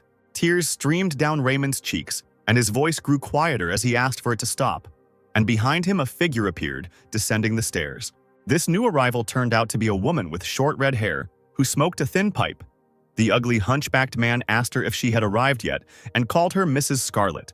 Scarlet asked the man if he had found out anything yet. As drool flowed from the man's toothless mouth, he replied that of course he found out, he had taken good care of it. And he told her that after the wave of monsters in the village of Evra ended, he left. And according to the information provided by the coachman, on the way to North River, he suddenly asked to get off on the plane. Smoking her pipe, she looked sadly at the measured Raymond and said that the mercenaries did not surrender even after they were caught. She asked if all mercenaries were so loyal. She told them that if they remained silent, a sad end would await them. Suddenly, someone entered the room and called out to Mrs. Scarlet. And then the man handed her a letter with the words that a carrier pigeon had arrived from Arta. The letter stated that a suspicious mercenary was found in North River, and although the mercenary's level is not high, he is quite strong, and he is similar to the monster hunter Monty. Scarlet thought that if they found this mercenary, then perhaps they would be able to find out Monty's whereabouts. Or maybe this mercenary mentioned in the letter is that same Monty. Thinking about this, the woman smiled triumphantly, and she said that they were going to North River, and so everyone should get ready. And then she ordered to kill Raymond, who in response to this looked at her pitifully, while something dark flowed from his eyes. And then he went berserk and shouted that she had promised to leave him alive if he told her everything he knew. However, no one was going to spare this man, and when he realized this, tears began to flow from his eyes. Meanwhile, Tusk woke up and asked Carter why he didn't kill him, since he had every chance to get rid of him. With a smirk on his face, the guy replied that, as he had said earlier, he had just come to talk. He said that he had never planned to get rid of them from the very beginning. Sighing, the man tilted his head to the side and asked the boy what he wanted then. Carter responded by saying that, as he had said earlier, Sigmund wanted him to unite the two factions, and he asked about the fact that it would take a lot of time and effort. And then he asked the man if he was interested in what would happen if he united the alley. And then he himself answered, saying that the man could then become the boss. So Carter decided to put the matter on Tusk, which surprised the man, and he asked again. Carter said he made the same offer to the Golden Dawn, but they didn't like it at all, and they are the type to smile in your face and then stab you in the back. Pointing his finger at the man, the boy declared that, unlike them, he liked him. And then he asked how he would feel if he told Sigmund that he had united the alley, and that he, the leader of the Bloody Howl, would be the de facto leader. He will become the true master of the alley, just as he always wanted. The history of the Bloody Boy group began about 10 years ago. At that time, the alleys were arranged completely differently, and criminals could not communicate and have fun there. But one day someone appeared who could change all this. And this hero became the current leader of the Bloody Howl group. He subdued the alley not only with his cruelty, but also with his leadership qualities, thanks to which he suppressed the crowd. He was able to take control of even the entire North River, and so everyone promised to be loyal to him. But then, a guy came along and said that if Tusk did everything as he said, he would soon become the ruler of the alley. And the man happily agreed to this. Carter, meanwhile, was thinking that he couldn't even believe that this man would lead me into a trick on a guy he was seeing for the first time in his life. And meanwhile, one of Tusk's subordinates was staring at him. Carter folded his arms and said the main objective was to plant bombs throughout the city. He said that the guys from the Golden Dawn would run out, thinking that they had been ambushed, and the bomb would not be very powerful, and therefore there would not be much damage. Tusk asked whether they would need reinforcements. Smiling even wider, Carter replied that these guys would not touch them, and would most likely even help them, because in the eyes of the people, everything would look like this. The leader of the Bloody Howl will prevent the Golden Dawn from causing an explosion, thereby saving many citizens. And not only will he gain popularity, but he will also become the most important one in the alley. Tusk's subordinate thought that all this was some kind of nonsense. Was this Sigmund really trying to unite the alley, turning a blind eye to such dangers? Realizing that it was most likely a trap, The man told his boss to think about it carefully because this was all very strange. He shouted, asking if he could really trust this guy so easily. In response to this, Tusk only told the man through clenched teeth to shut up, and then he exclaimed that this guy could have killed him and everyone else, but he didn't, although he had a great opportunity. And then he ordered his men to be ready to lay out these bombs. The subordinate, gritting his teeth, agreed, but he himself thought that this was all some kind of devilry, and he couldn't trust this guy, but for the sake of the boss he had to. After some time, it was already night, and someone knocked on Sepia's door and she went out to see who it was. As it turned out, it was Carter, who looked at the girl with a smile, removing his hood. He said that they had not seen each other for a long time and he came to check on her health. Looking away, the girl said that everything was fine with her, but she felt in her heart when the guy went far away. It was a strange feeling, and she asked him if it was dangerous. Rubbing his shoulder with his hand, he returned the look and said that if he didn't go too far, everything would be fine for a long time. And he thought about how he moved around with that limitation in mind, but it looked like he would have to take Sepia with him to avoid worrying. He looked sadly at the girl and said that sooner or later they would have to leave North River. He told her to be ready to pack all her things and say goodbye to everyone. Feeling sad, Sepia meekly agreed. Worried, Carter thought that it was understandable that she was upset because she would have to say goodbye to her family again.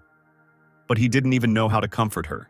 He then placed his hand on her head and told her not to worry, and they would definitely find a way to break this agreement. He told her with a smile that before they left, he would let her look at the beautiful sky over the North River. After some time, Carter headed into the forest. He chuckled, thinking that he was not one of those people who tried to please everyone, and he asked Sigmund, who was standing opposite him, about how they should start the conversation. And then he thanked the guy for waiting until he finished talking to his sister, and then he said that he was all ears. An irritated Sigmund told the boy to stop being sarcastic, otherwise, if he got too clever, he would cut his head off. And he told the guy that he had been following him all week. And the knight said that it was a wonderful job, and then he asked him if the main task was to unite the alley, then why did he suddenly need to go underground? He asked him if he really needed the money. Carter thought that he knew Sigmund would be watching him. The knight continued saying that he felt that attacking the leader of the Bloody Howl was an extremely dangerous decision, because the people in this group are very cruel and can kill a person without any hesitation. He asked him if he hadn't thought about what would happen to his sister if he died, and Carter was surprised to note that the knight was only worried about his sister. The guy responded to this so that the other one would not worry, because he had everything under control, and he only needed to follow his instructions. Sigmund agreed, and then he said that the leader of the Bloody Howl could not be allowed to walk freely through the alley, and while he thought he was carrying out a task on his orders, they had to catch him. Carter replied that it was, but they must let him deal with the Golden Dawn first, and he told Sigmund to gather the knights and move out an hour after his signal. The knight asked what signal they were talking about. Carter smiled and replied that he meant the explosion. Sigmund noted that this could harm civilians, to which Carter assured him that there would be no civilian casualties. 4 days later, the decisive day arrived. Life in North River has been quiet for the past 4 days. No one even suspected that these were their last peaceful days. Tusk, with a smile on his face, said that they had finished planting the bomb in the square last night, and so now all that was left was to wait. The subordinate replied that this was indeed the case, and that an explosion would occur today at 12 o'clock. Tusk raised his hand with the bottle, saying that their moment of glory had finally arrived. He joyfully cried out that they were lucky that a man with the same goals had appeared, and today, the unification of the alley that they had dreamed of for so long would take place. He thought that the Golden Dawn was an opponent that could be defeated at any time if he tried, but the problem was always with Sigmund and his knights. However, this problem was solved by a guy from the eastern continent. Looking out the window, the man replied that there was very little time left until 12 o'clock. His eyes glowed red, noting that time was moving much slower today than it had for the last 4 days. At this moment, the leader of the Bloody Howl had a premonition that he was being deceived. As a northerner from a warlike people, he could not ignore this. He suddenly felt that danger was approaching. Tusk stood up abruptly from his place, surprising his men. He grabbed the lid of the box he was sitting on, and then he opened it with a sharp movement, and his people asked why he did it. As it turned out, there was a bomb in this box. Noticing this, Tusk asked what the hell this was, and inside was a note from Carter telling them to see what the bomb could do. And then there was a huge, powerful explosion, and at that very second, fireworks of different colors began to shine in the sky above the city. The woman with the child looked up at the sky in surprise and asked what it was, while her daughter happily waved her hands, saying how beautiful it was. The other townspeople also looked up at the sky, and they wondered if today was a fireworks festival, or if their master was celebrating, or if he was just trying to please them. Sepia, being in her room, looked out of the window, leaning against it. And Carter, who was lying down on a tree branch in the meantime, said that the guys from Bloody Howl were too gullible. He asked why they had planted so many, and he said he had nearly died running around all night trying to replace those bombs with fireworks. Still, the effort was worth it. The townspeople, who nevertheless decided that this was a gift from their master, looked at the sky, enjoying the fireworks, when suddenly someone noticed something to the side. As it turned out, somewhere to the side, instead of fireworks, there was smoke, and the townspeople cried out that it looked like a fire had started and they needed to call security quickly. Carter lay calmly on a tree branch, noting how good it was, while the system reported that he was receiving experience for killing members and the leader of the Bloody Howl. Looking down at the active squabble, he thought that no matter how strong Tusk was, he couldn't handle that many bombs, and the rest of the group was fighting the Golden Dawn with all their might. A Bloody Fight member pointed at the man and yelled that it was Ludens, to which he responded by yelling that they were complete bastards taking advantage of the moment. And members of two different groups attacked each other with the intent to kill, and the system informed the guy that the quest to clear the alley in North River was completed, and his level had risen, and the reward for it was the honorary medal of the Knights of North River. Carter looked at the fight with a smirk, and noted that it looked like the Golden Dawn boss was already on edge as well. And it was only an hour after the explosion, so the Knights would take care of the rest. And just at that moment, the Knights of the North River appeared in the alley. Carter noted happily that they were exactly what he was thinking about, as Sigmund swung his sword, killing members of the two factions, causing a lot of blood to fill the air. The boy thought that he should go after Sepia. Sepia was still standing by the window, leaning her palms against it, and Carter thought that leaving now, while her brother was busy fighting, was the best decision. But if Sepia meets her brother, then Sigmund might change his mind. Looking out the window where fireworks could still be seen, she asked if this was the surprise that Dio had told her about. She gripped the window frame tightly, thinking that she really needed to leave the city. Suddenly, there was a loud knock on the door. The girl did not expect it, and therefore shuddered. Turning towards the door, she asked who it was that had come to her. However, she did not hear the answer. Approaching the door, she noted that this was strange, because she was absolutely sure that she had locked the door. Coming closer to the door, she checked it again, and behind her stood a large man. The Knights informed their commander that Zone 1 and Zone 10 had already been extinguished, and Sigmund told them that it was good work. Wiping the sweat from his face, he thought, remembering Carter, that everything had gone according to plan. He noted that the Bloodhowl boss had died and that Golden Dawn had been destroyed by the Bloodhowl raid, and the Knights will deal with the remaining members of the criminal group. He thought that, looking at all this, one cannot help but recognize the boy's abilities, and therefore, it is probably better to entrust him with his sisters, and he ordered one of the Knights to remove Ludens' body, and then they would immediately leave. But suddenly someone shouted loudly, calling Mr. Sigmund, and the guy's eyes widened in surprise. As it turned out, there was some kind of purple smoke in the air, and the Knights immediately asked what it was. One of them noticed that some strange smoke was coming from the corpse of the head of the Golden Dawn. Sigmund, noticing this, thought that this smoke resembled traces emanating from a demon. He noticed something quickly jump off the roof and fly somewhere. Noting in which direction something flew, he thought in panic that Sepia was in that direction, and then he gave the order for everyone to retreat back. Meanwhile, Carter had already reached Sepia, but he met someone there whom he did not expect. He thought that everything was definitely going according to plan, and he wondered where the leader of the Golden Dawn came from then. Ludens greeted the guy. Raising one eyebrow, he asked the guy if they could talk. The boy didn't answer, but only frowned even more, thinking that he hadn't heard the story of Ludens' life, even when he was playing. This is the man who expanded the Golden Dawn's position not by force but by his outstanding business acumen, but he had to disappear after the appearance of Sigmund. The boy's hand shook, and he quietly said that this couldn't be, and thought about whether he really had an undisclosed secret. Looking at the man, he noted that he had changed a lot since their last meeting. Putting his hand on his chest, he asked with a forced smile what business he had with him. Ludens raised his hand and replied that he certainly had some business to attend to. Suddenly, he snapped his fingers, and some kind of purple flash flew straight to the door. The guy looked at the door and noted that he had used magic to close the room. Was he really a wizard? Carter thought that he wasn't sure he could beat him because he didn't know what he was capable of, and besides, he had Sepia as a hostage. However, the next second the guy suddenly waved his hand, throwing something forward.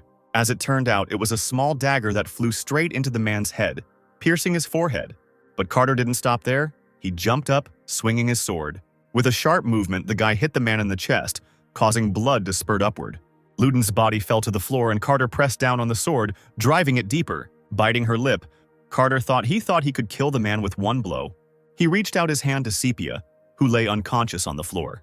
And then he pressed her tightly to himself, thrusting his sword forward. Ludens, meanwhile, rose to his feet, and he noted that he liked the guy's attitude. And although he was young, he was experienced in combat, like a real swordsman. As he spoke, the wounds on his body healed as if they had never been there, and he asked the boy if he had noticed yet. Carter chuckled and asked him if he should have noticed that he was a vampire. The man replied that he thought the boy already knew, and Carter thought that vampires were the only ones who could regenerate. Ludens said that the boy's abilities did not live up to his expectations, and he asked what was the matter, the weapon, or was it all his power? Looking at his sword, Carter thought that he really didn't have enough strength, and he compensated for it with equipment. But his sword, although good, was still level 60. He asked the man if he wanted to have a stake driven through his heart, to which he replied that he wanted to talk. To which Carter exclaimed that men were just a huge pain in the ass, and he asked him what he wanted. The man winced and replied that it was all for fun, and he began to take his hand out from behind his back. The guy noticed this gesture. However, he could not have imagined that the man would be able to approach him so quickly. As the fist flew towards his face, Carter froze, stunned. But the next second, he held his sword out in front of him, blocking the blow. The blow sent the guy flying back. With sparkling eyes, Ludens looked at his hand, which no longer looked human. And they continued the fight. The man grabbed the blade of the sword and told the boy that he was holding up well. However, the guy could no longer hold out for so long. Ludens waved his hand, throwing the boy into the wall. He rushed forward, asking the boy how he managed to hold on. But suddenly something sharp appeared in front of his face. It turned out to be a candelabra that the guy had stuck into his eye. The man asked the boy if he really hit him with a silver candlestick. Ludens jerked the candlestick out of his head. Carter grinned and asked if he had stuck it in too deep, and he said that he only stuck his eye in on purpose. In response, the man noted that this is an effective tactic against slow opponents. Putting his sword forward, Carter thought that if the candlestick didn't help, it would quickly recover. Suddenly, Ludens laughed loudly, and then he cried out that the guy had passed the test. In response, Carter asked what he was talking about. Did he really know him? The man replied that of course he knew him. After all, the guy is a forgotten henchman. While Sepia was still lying unconscious on the floor, the man asked the boy why he was so surprised. After all, he is a guy who knows him and he knows him. Carter thought that the man had a hidden class and it wasn't that hard to determine who he was, so he asked Ludens who he was. The man replied that he was a 1,000-year-old vampire who had lived a long life and became the head of the clan. This surprised the guy and he thought, is the man's level so high to be the head of the clan? This means that his level is not less than 350. Carter noted that if the man had fought in full mud, he would have been dead long ago, and he asked if that meant his clan was hiding in the North River. Smiling kindly, Ludens replied that he was the only one hiding in this city. Sadly lowered his gaze. Carter asked him why he was alone, and then he said that this land has a 1,000-year-old forgotten history, and the guy must have been surprised too when he saw the fresco in the temple. He asked the guy whether he was wrong about this or not. Suddenly, a system window popped up, informing that a class quest had begun, which consisted of meeting a person who remembered a forgotten story, and the reward for him was the opening of Class 1. Carter was surprised to read about the backstory called The Forgotten Henchman, and wondered what it all meant. And then he exclaimed, telling the man that he wanted to know more. And Ludens began his story and said that this story began 1,000 years ago, in the Divine Age. The only thing that people are burdened with now is the moon. But in the past, many gods gave people their teachings, and there were gods much more powerful than the moon god. One of these was the god of Ludens. The man pulled up his sleeve, showing the boy the sign on his arm, and he said that his god was the sun god. Seeing this sign, he remembered that he had already seen it when he made a contract with Sepia. Carter thought that in ancient times there were numerous faiths, but the only cult that survived was the cult of the moon god. But, judging by the pattern, this pattern of the sun god belongs to one of the lost cults. But if this confession was stronger than the cult of the moon, then why did it not survive? Carter asked the man what the name of the sun god was. Ludens, hiding his sign on his hand, replied that he could not say, because the world was now under the control of the moon. He said that the people from the cult might find him, and then he warned the guy that he also needed to be careful, because he also had the powers of the sun god. This statement surprised the guy, because he did not expect at all that there was a divine power that he did not know about. He asked the man if he could explain in more detail what kind of force he was talking about, to which he replied that the guy would hardly understand. And then he asked if he didn't know at least part of this story, namely about the demon war of the ancient sacred era. Ludin said that the Demon King led his demon beasts and invaded the human world, and the sun and moon began to work together, the waters to protect people. However, the moon became jealous of the sun's power, and eventually it erased the sun from history. Carter scratched his chin and thought that it was so arrogant for the Moon Clan to betray the Sun Clan. Ludin said that the moon wanted to erase all records related to the sun, and they even hunted down the believers and erased their tracks. And so the sun was forgotten. Carter asked him if this was true, then how was he still alive? To which the man replied that he was the only one hiding from the eyes of the moon. However, all the surviving children of the sun were cursed, and the people from the moon even borrowed the power of the Demon King to take over the sun. They used various curses, the inability to live, to die, and also turned people into demons. Hearing this, Carter thought that the Death Knight of the Forgotten Temple, Adelia Dark, was also a supporter of the sun, and that is why he inherited this power. Ludens chuckled and noted that the boy finally understood, and he noted that he was not the only one who inherited this power. Looking at Sepia, he said that the power she was using was also definitely related to the sun cult. Carter thought with surprise that he thought she was just using some kind of unusual magic, but he could not have imagined that it would be divine power. Scratching his head, Ludens said that it was because of her that he came to North River, and unfortunately, he made a mistake and kidnapped her. And meeting the guy was truly the will of the sun. Carter thought that before this meeting he thought that he was choosing his own path and making decisions about how and what to do. But is this all the will of the sun god? Meanwhile, the woman sitting in the room and watching the fireworks sparkling outside the window noted how noisy this city was. Priest Kupris said that this was the first time he had seen something like this in the city. Scarlet ordered him to see what happened there and then report back to her. But before the man left, she asked him if he had found Dio, to which he replied that the last time he checked, he was with the vice captain of North River. The woman asked about the relationship between the two guys, to which the man replied that he did not know because knights hide it well. Scarlet thought about what they said, that here in North River the influence of the knights is much stronger than the Church of the Moon. She chuckled and noted that she had heard that the vice captain here was outstanding, to which Kupris replied that Sigmund was known as a knight of great honor and faith. The woman noted that this sounded funny, causing the man to look at her in confusion. The woman thought that destroying faith is a lot of fun, and that is why so many interesting things await her. Getting up from her chair, she told Kupris to get ready, and she said that she wanted to look at the face of this great vice captain. Meanwhile, Carter wondered if the god of this game had anything to do with the fact that he was stuck here. Suddenly, Ludens grinned and noted that the guy had come to the right place, and then he declared that the conversation was over. He said that Sigmund was already here, and just at that moment screams were heard outside the door. The man said that the boy still had many questions, but he would definitely find answers to them. And then he told him to visit Estelrum, where he met his close friend. Disappearing into the bright light of the portal, he said that they had not spent much time together, but he had enjoyed talking to the guy and asked him not to doubt his words. Suddenly, looking at him with a sharp gaze, he said that the sun would definitely rise again. And then the man disappeared from the room as if he had never been there. And at that very moment, loud sounds were heard outside the room door. And then, shouting about where this thief was, Sigmund and his knights burst into the room. Looking around, he noticed that only Sepia and Carter were in the room, and he asked why there were only the two of them there. He asked what happened here. Carter didn't answer the question, and a window about a class quest glowed above his head. After some time, someone sitting in the cell told the guard to feed him, to which the guard only hit the bars of the cell, ordering him to shut up. Lying in the hay, Carter responded that it was not his fault that something went wrong. He thought about how hard it would be to get rid of the false accusation since he was connected to a demon, and he noted that this bastard had done so much damage and now he was the one who had to clean it up. Suddenly, Sigmund appeared at the guy's cell. The guard saluted, and the guy shouted for the other one to free him. In response, the guard shouted at him about how he dared to talk to his commander like that, and Sigmund asked him to leave them because he needed to interrogate the suspect. Standing at the bars, Carter frowned and asked the boy if he was being too cruel to him. Awkwardly looking away, the guy replied that there were too many prying eyes and apologized for keeping him late. And then he said that, however, something worse happened. Namely, the envoy of the moon came to visit, and Carter froze at this news. Sigmund continued by saying that he was said to be looking for a mercenary named Monty, and he was also curious about the huge explosion that happened in North River, as well as the guy's connection to the demon. In response to this, Carter looked away tensely, thinking that the church was looking for him for some reason. Sigmund said that the Church of the Moon demanded that the boy and Sepia be questioned, since they were at the scene together, but he refused this demand.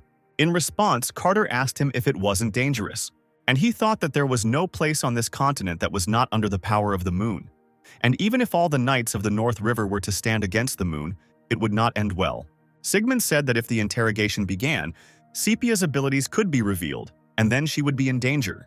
The boy grabbed the handle of the cell door and noted that he still didn't trust Carter, and then he tore off the handle with a sharp movement, saying that he had no other choice.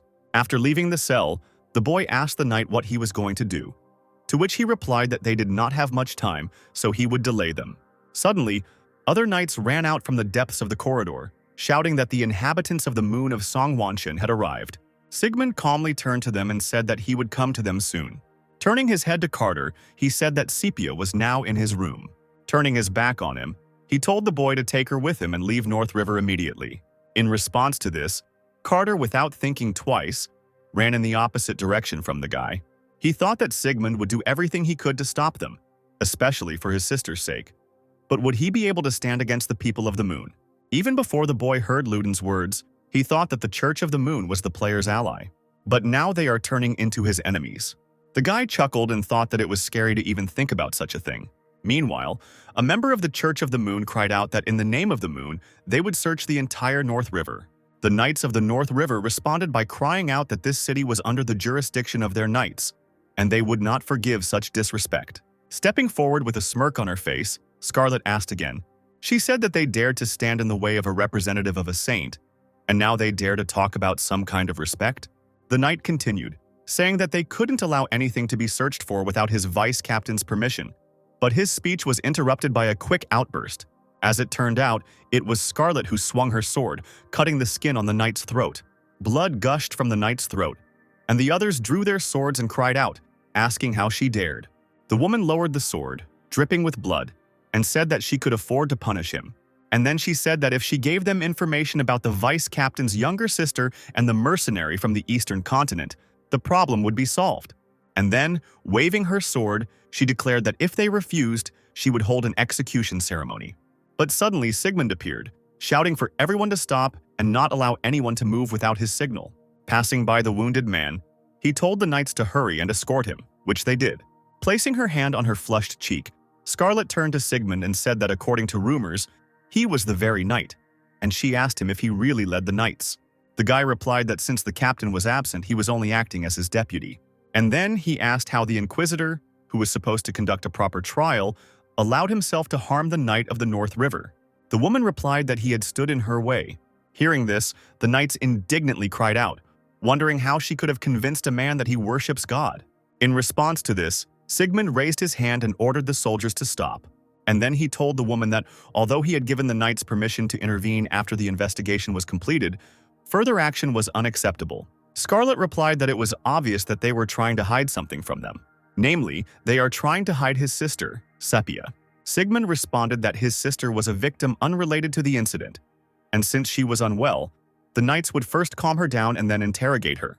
Putting away her sword, the woman asked again with a smile, and then she wondered if they were really trying to convince them like that.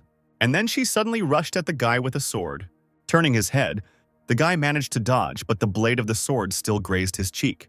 With sparkling eyes, the woman said that she hated waiting. So what should they do? Sigmund froze as the sword was in front of his face and the knights wanted to attack Scarlet. The woman noted that the guy was able to dodge her sudden attack and asked if the rumors were true, and she thought that this guy could give her a worthy rebuff. However, he did not even touch his sword. Placing her hand on his cheek, Scarlet said it was so absurd that he had received the title of knight when he himself came from the slums. To which Sigmund replied with a grin that she was right. It was much worse than Scarlet's red rose goddess straightforwardness. She waved her hand and noticed that the guy was also a gentleman, and then she rushed towards him again. The boy met her blow with the armor on his arm. Scarlet snapped her hand back and asked the guy why he wasn't showing off his skills. And suddenly, her sword became flexible and began to wrap around the guy's hand. Pulling the rope, she threw the guy right on top of herself and asked him if he was just ignoring her, and her knee landed right in the guy's face. From this blow, Sigmund, holding his face with his free hand, fell to the ground. She placed her foot on his shoulder and pulled on the whip, telling him to stop squirming if he didn't intend to resist. Looking at the woman, Sigmund said that he was only being careful, and he thought that he didn't believe that they had decided to conduct such a radical investigation because of what had happened yesterday. Demonic footprints appeared in the city yesterday at noon, but Scarlet had already been there before that. And the guy said that the woman said that the Order's goal was to interrogate two people, namely his sister and the mercenary. And then he asked if the mercenary Monty was not the main target.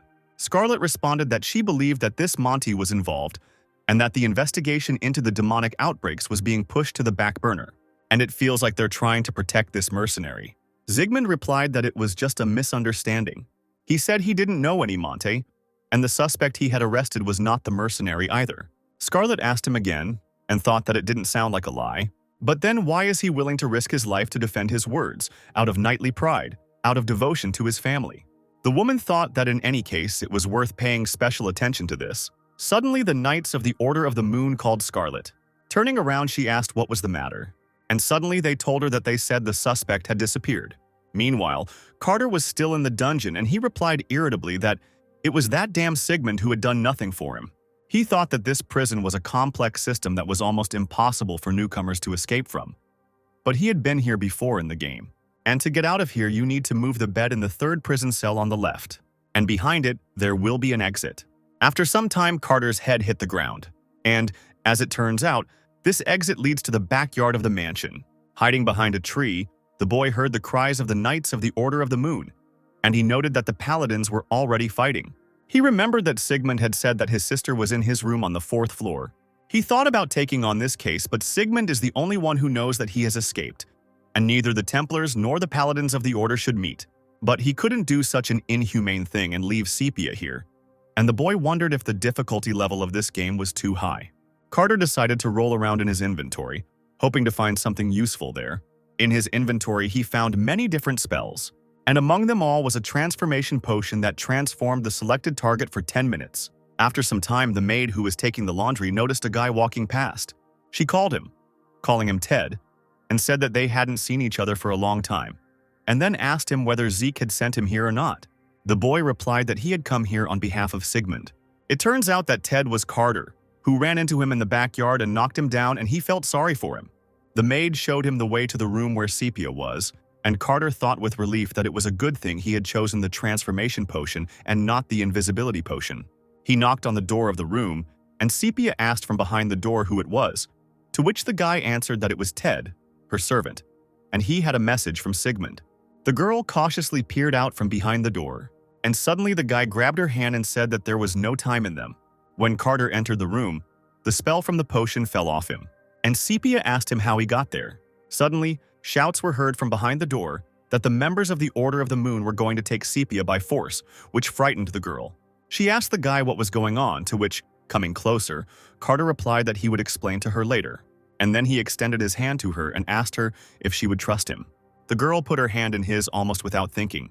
In response to this, Carter smiled happily, and then, with a sharp movement of his hand, he poured some kind of yellow potion over the girl. It turned out to be a petrification potion that turned the target into a stone statue for 10 minutes. And then the guy called up his inventory, and something hit it with a bright flash.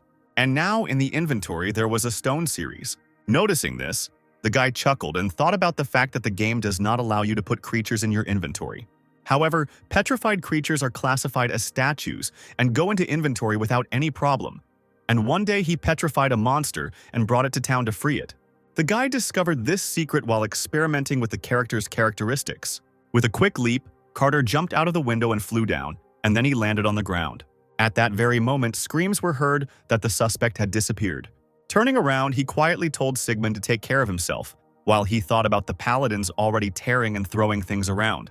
And he quietly said to himself that it was time to go. And he immediately remembered Luden's words about the need to visit Estelrum, where the man's close friend lived. Sepia and Sigmund were left orphans and grew up in the slums where they struggled to survive. People were constantly testing them. These were people of different statuses, scum, knights, and aristocrats who wanted to have fun. The back streets of the North River were so unsafe that they became known across the continent. And so Sepia adopted an unspoken law for itself. People don't do things for nothing. There was a time when she was almost tricked into human trafficking by an old nice man pretending to be a gentleman. An equally decent-looking nobleman almost deceived her in order to use her to distribute drugs. And so Sepia learned to be suspicious of people she trusted only her brother. However, one day she met one man, but beliefs that no one else would believe continue to haunt her. There is only one thing that sounds in her head: good is never done for nothing. Suddenly, opening her eyes, she saw Carter in front of her and thought about whether she could be wrong. The guy asked the girl how she was feeling and said that she needed to be careful since the petrification had just been removed. As Sepia stood up, she thought that because she was weak and quarreling with her brother, she was only causing Dio trouble. She can no longer always accept his help. She can't remain weak. Carter asked her what was wrong with her, if it was side effects from the petrification. But in response, the girl only exclaimed that she wanted to become stronger. She asked the boy if she could become stronger if she followed him. In response to this, the guy smiled, and then he replied that, of course she could, but she would be faced with all sorts of difficulties, and he asked her if she could cope with this. The girl assured him that she would certainly cope and would not even cry or give up. In response to this, Carter only smiled and thought that if she became stronger, then it would become easier for him too. And, although Sigmund asked to protect his sister, but when she showed such determination, the guy could not do anything with himself. And then the guy decided to explain to the girl the situation her brother had gotten into, and the girl asked again that her brother had been accused of being a heretic, and so the persecution of him by the Church of the Moon began. The guy met Ludens and thus learned what kind of power she had, but he could not leave her. The girl thanked the guy for this, to which he replied that there was nothing to thank for. Sepia noted sadly that she, in the end, had not even been able to say goodbye to her brother. In response to this, Carter assured her that there was nothing to worry about, because they would meet again. But he himself thought that he could not guarantee this. Then Carter started rummaging through his bag looking for a weapon for the girl. And after some time he took out a crystal bow, which had a unique rank and had no level limit. Taking it in her hands, the girl asked the guy if this was really her weapon, to which he replied that now this unique item, which can be used even at low strength, or, to be more precise, an artifact, now belongs to her. Carter, looking at the girl, thought that he, in fact, had already planned to pump up Sepia's training from the moment he arrived in North River, and for developing strength and dexterity there was no better weapon than a bow.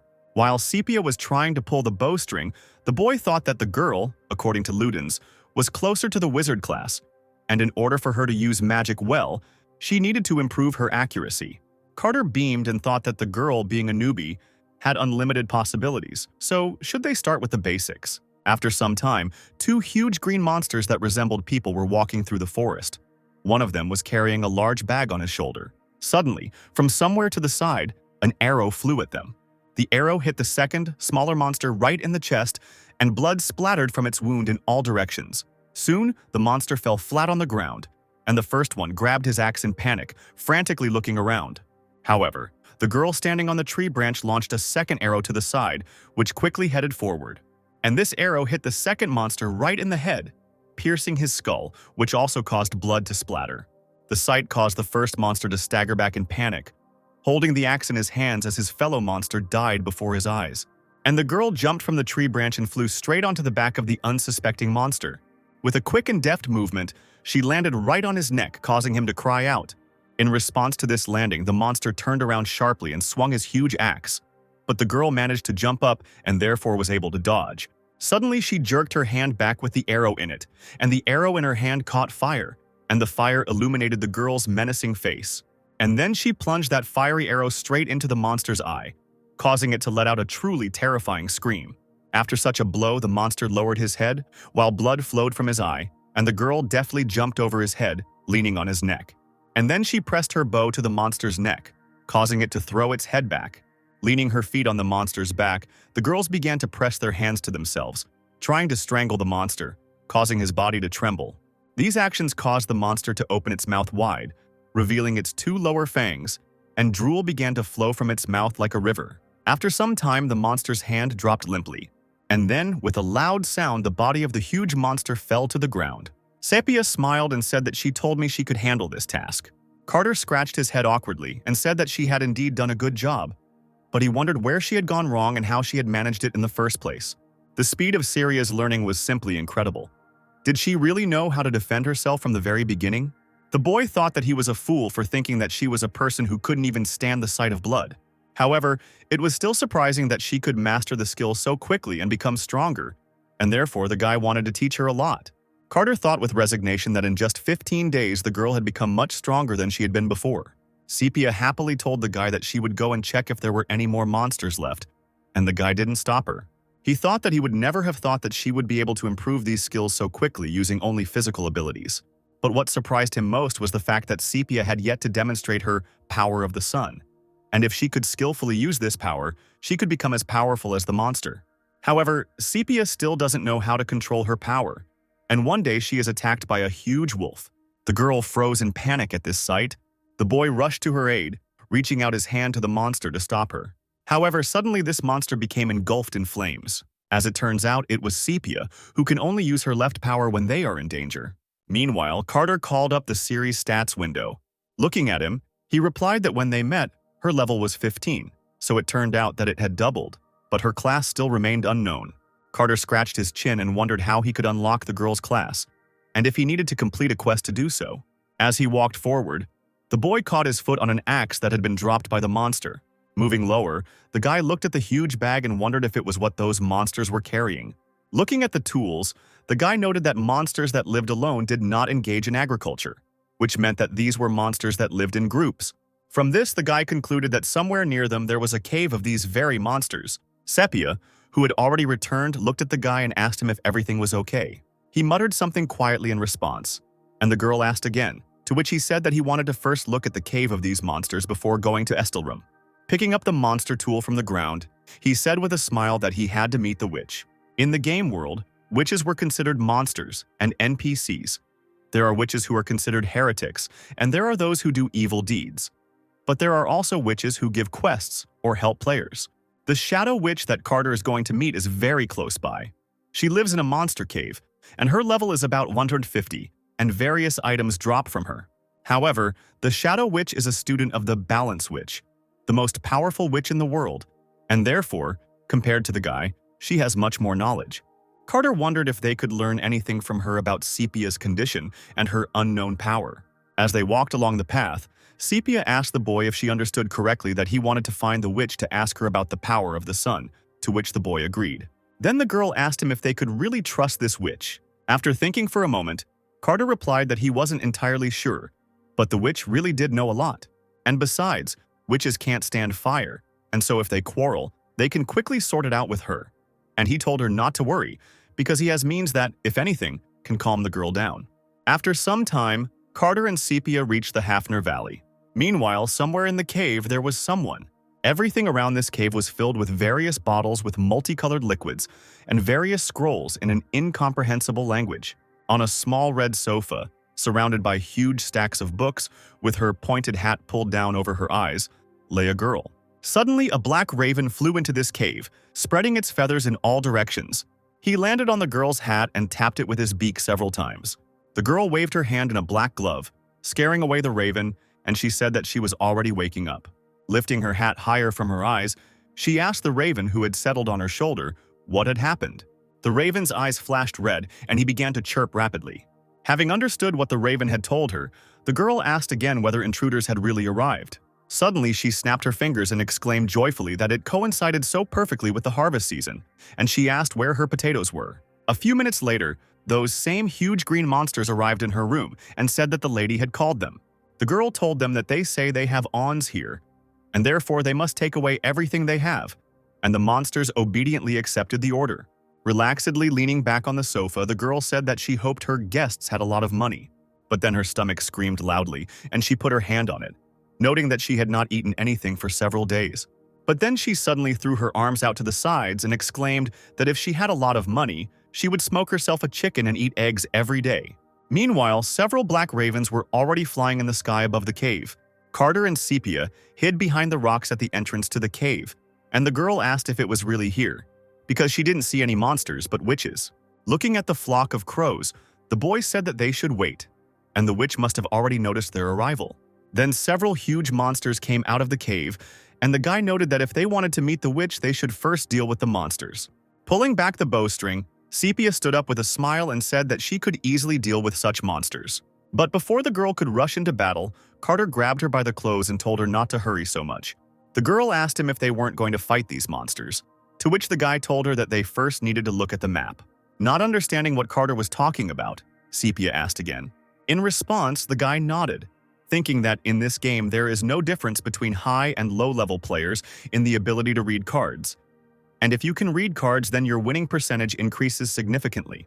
Looking at the map, the guy noted that the appropriate level for this valley is 90, and now that he's with Sepia, he has to use different tactics than when he was fighting alone. Pointing to one of the towers, he told the girl to take care of the troops on the tower. He told her that the number of monsters she could face now was no more than that, and so if she felt like she was being surrounded, she should run. A little disappointed, Sepia replied that she didn't want to run away, but she was being very careful. Carter chuckled and thought he had believed in himself too much. But then he felt relieved, because pride brings death to even the strongest. He told the girl to take charge of security, and he would take special care of everything else. Having put the arrow in her hand, the girl pulled the string of her bow hard, and then she said that she was ready. After some time, the head of the monster that was on the tower appeared from behind the walls of the tower. Noticing this, Carter shouted at the girl that she should attack, and Sepia, pulling her hand back, aimed straight at that very monster, and she released the arrow. And this arrow hit the monster right in the forehead, so that he was on the tower. Then Carter and Sepia ran forward, emerging from their hiding place. The girl jumped up, raising her hands with the bow above her head. Then she swung her arms sharply, hitting the monster on the head. However, another monster with a club in his hands was about to attack her from behind. But this monster was already eliminated by Carter, who quickly swung his sword. And then he looked with a smile at the girl whose face was serious. And then 2 arrows pierced the other monster, hitting him right in the chest, and he flew back. The monster's body fell down with a dull thud on the ground, and Sepia placed her foot on it. And, as it turned out, all the monsters had already been defeated and were lying on the ground. Sepia brushed the streaks off her forehead and took a deep breath, sweat running down her face. Carter, saying that the girl had done well, handed her a bottle of water. The girl gratefully accepted the bottle from the guy, who looked at her with a smile. Looking at her, Carter thought that she had no injuries, and therefore she had really improved her skills. The guy summoned the stats window again, and his window and Sepia's window appeared in the air. He sighed, and noted that the girl had already reached level 49, and if she had been level 50 and he knew her class, he could have given her a more effective weapon. And although the crystal bow is a powerful weapon, it still cannot kill a monster with one blow. Suddenly, the girl asked Carter what they would do with the witch, and the guy immediately came to his senses. The girl asked if they should talk to her after everything they had done here. Thoughtfully, Carter replied that the witch would be very angry. Then Sepia noted that then they would not be able to talk to her. But in response, the guy said, smiling, that he had one good trick. While walking through the cave, Sepia said that she felt like there wouldn't be any fight, so there was no need to worry. But as she doused herself with water, she said that they had better not relax just in case. Agreeing with the girl, the guy thought that she had been raised to be a tough nut to crack. The system reported that they had arrived at the monster cave in the Hafner Valley. Sepia noted that it was so quiet in here, and she asked if it was because all the monsters were outside. Carter replied that there should still be a monster shaman left in the cave, but he was not going to kill him. He thought that the witch had put a lot of energy into this shaman, and therefore, if they killed him too, then the conversation with her would be very serious. Moving on, the girl asked what they should do next, to which the guy replied that they should go around the shaman and go straight to the laboratory. Carter looked around, searching for something, and then in one of the walls he found a short passage to the witch's laboratory.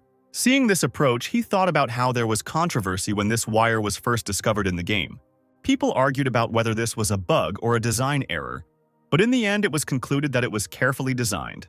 Suddenly, Sepia asked the guy if he had really been here before, since he knew everything so well, which made him shudder, but he replied that he had already been there. And then he climbed into this passage. On the other side of this passage there was a metal grate, and in front of it lay books. Carter rolled down, broke through the grate and entered the laboratory. After some time, Sepia also reached the laboratory, where they saw a girl sitting on a chair. Carter turned to her, asking if she could hear him. In response to this, the witch suddenly laughed, and then she suddenly turned around with a loud laugh at her guests.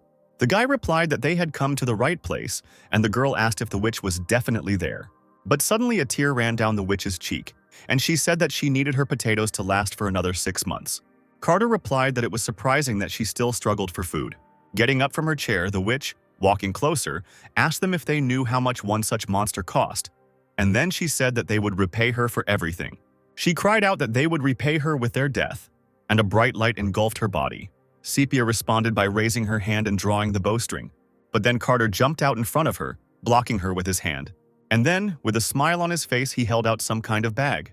Noticing this, the witch shuddered, and the light that surrounded her disappeared. The boy said with a smile that he was a doctor who came here from the Eastern Sea, and his name was Dio. He put the bag on the table and coins started pouring out of it, and the boy said that he had heard a rumor that a witch lived in this valley who needed new knowledge, and so he came here to ask for help. Sepia thought with resignation. Was this really a bribe? The indignant witch pointed her finger at him and asked again if the one who killed her monsters was really asking for help. Carter, still smiling, clutched his head and replied that he was sorry that everything had happened this way. He spread his arms and exclaimed that at least they had something she would definitely like. The witch noted that this bag was filled to the brim with gold. The guy then said that it was rude of him because it wasn't enough, and threw another bag of gold on the table. The stunned witch wondered how much money was there. She immediately thought about how many chickens she could buy, but suddenly she came to her senses and thought that she didn't need a chicken. The path of a witch is always difficult, and even if she is hungry, it is not worth losing her dignity. And then she told the guy that if he was trying to bribe her, it wouldn't work. Carter replied that she had misunderstood, because it was money for killed monsters. And then he handed her the real gift, which turned out to be some kind of ball. The witch exclaimed in surprise, noting that it was the essence of flame. Carter thought that this flame essence was very difficult to obtain, and therefore coveted by both players and NPCs. But of course, the guy's inventory is simply overflowing with these balls. And he told the witch that in the East, this ball is used as a decoration. However, as he heard, "Here it is a valuable material," the shocked girl asked again. The guy said that he could give her as many of these things as she wanted, and then asked her what she thought now. The witch was still stunned by such a gesture, and therefore did not immediately find an answer. A few seconds later, she suddenly raised her head and hesitantly said that they should sit down first. Sitting down, she said that her name was Evelyn Lapis, and she was an apprentice of yours, the Witch of Balance. Then Carter, who called himself Dio, and Sepia also introduced themselves. After examining the girl, Evelyn said that she must be the child she had heard about, to which the girl asked if she knew her. In response to this, the witch asked her whether she was born with the power of the sun. A shocked Carter wondered how she knew this, or if it was from Ludens, or maybe she herself is a member of the Sun sect. The guy asked her how she knew about this, to which she replied that she learned about it from her teacher. And she said that her teacher was one of the 7 stars of Walpurgis Night, and the same could be said about Ludens. The guy asked what this Walpurgis Night was. Evelyn scratched her chin and noted that she should probably explain. And then she moved her gaze to something. Following her gaze, the boy realized that she was looking at the essence of the flame. And then he threw this ball to her, in response to which the witch asked whether there really wouldn't be any problems later. And then she cleared her throat, beginning her story. Walpurgis Night is a secret meeting of 7 stars, united for one purpose. The 7 most influential believers are called the 7 stars. Evelyn told that her teacher, along with Ludens, belonged to this place. Carter thought that all 5 boss monsters were called a pentagram, and the Balance Witch was one of them. So it turned out that these 5 bosses in the 7 stars were separate entities. Even though the power of the sun has been forgotten, traces of it are still hidden across the continent, and so it is the mission of the 7 stars to find it. The witch said that, in other words, this Walpurgis Night is a meeting created before the exchange of information. And then Carter asked about what they were going to do with the traces. The girl replied that she knew nothing about it. However, according to her teacher, the revival of the sun will restore order to the world. Hearing this, the guy thought that the world's upside-down turn, when the Church of the Moon rules it, is a real cataclysm, turning the game's worldview upside down. The system of this game leads him along the path of the sun, and 7 stars come to his aid. Until recently, the outcome of the fight with the Church of the Moon was unclear. But what if the Balance Witch, a member of the pentagram, is on the same side? What if all 7 stars are entities of the pentagram? Then perhaps he will be able to deal with the Church of the Moon. Carter asked the witch if there were any other witches who believed in the sun, to which she replied that she didn't know for sure because this situation was not discussed even among witches. However, her teacher's witches dedicated themselves to researching the power of the sun. Then Carter thought that this explained why there were so many entries in the journal related to fire. He asked what exactly she was researching, to which the witch replied that she was researching whatever she could, but in general, it was a research paper on restoring the power of the sun. Then the guy said that it seemed like she was very unhappy about helping her teacher with his research. In response, Evelyn cried out that of course she was unhappy, because she was only 26 years old, and she couldn't even imagine that she would succeed. Rolling over her head, she screamed that she only cared about this monster farm because of this research. Carter noted how noisy this witch was. Her behavior reminded him of a graduate student who also complained when he got drunk and who also lacked funds for his research. Suddenly, Sepia asked the witch if her teacher didn't rely on her. In response to this, Evelyn asked, and then she rushed to hug the girl, saying that she was very good at understanding people and that she was the most hardworking witch. Clutching his head, the guy said that he didn't come here for nothing. And then he said that the witch could unlock Sepia's power. After thinking for a moment, Evelyn replied that she didn't even know, and she began to look at the girl. They took each other's hands and some kind of flow of energy appeared around the witch. She asked the girl if this power often manifested itself when emotions accumulated, to which she replied that sometimes it happened, and it manifested itself when she was in danger. Sepia noted that she was always losing consciousness.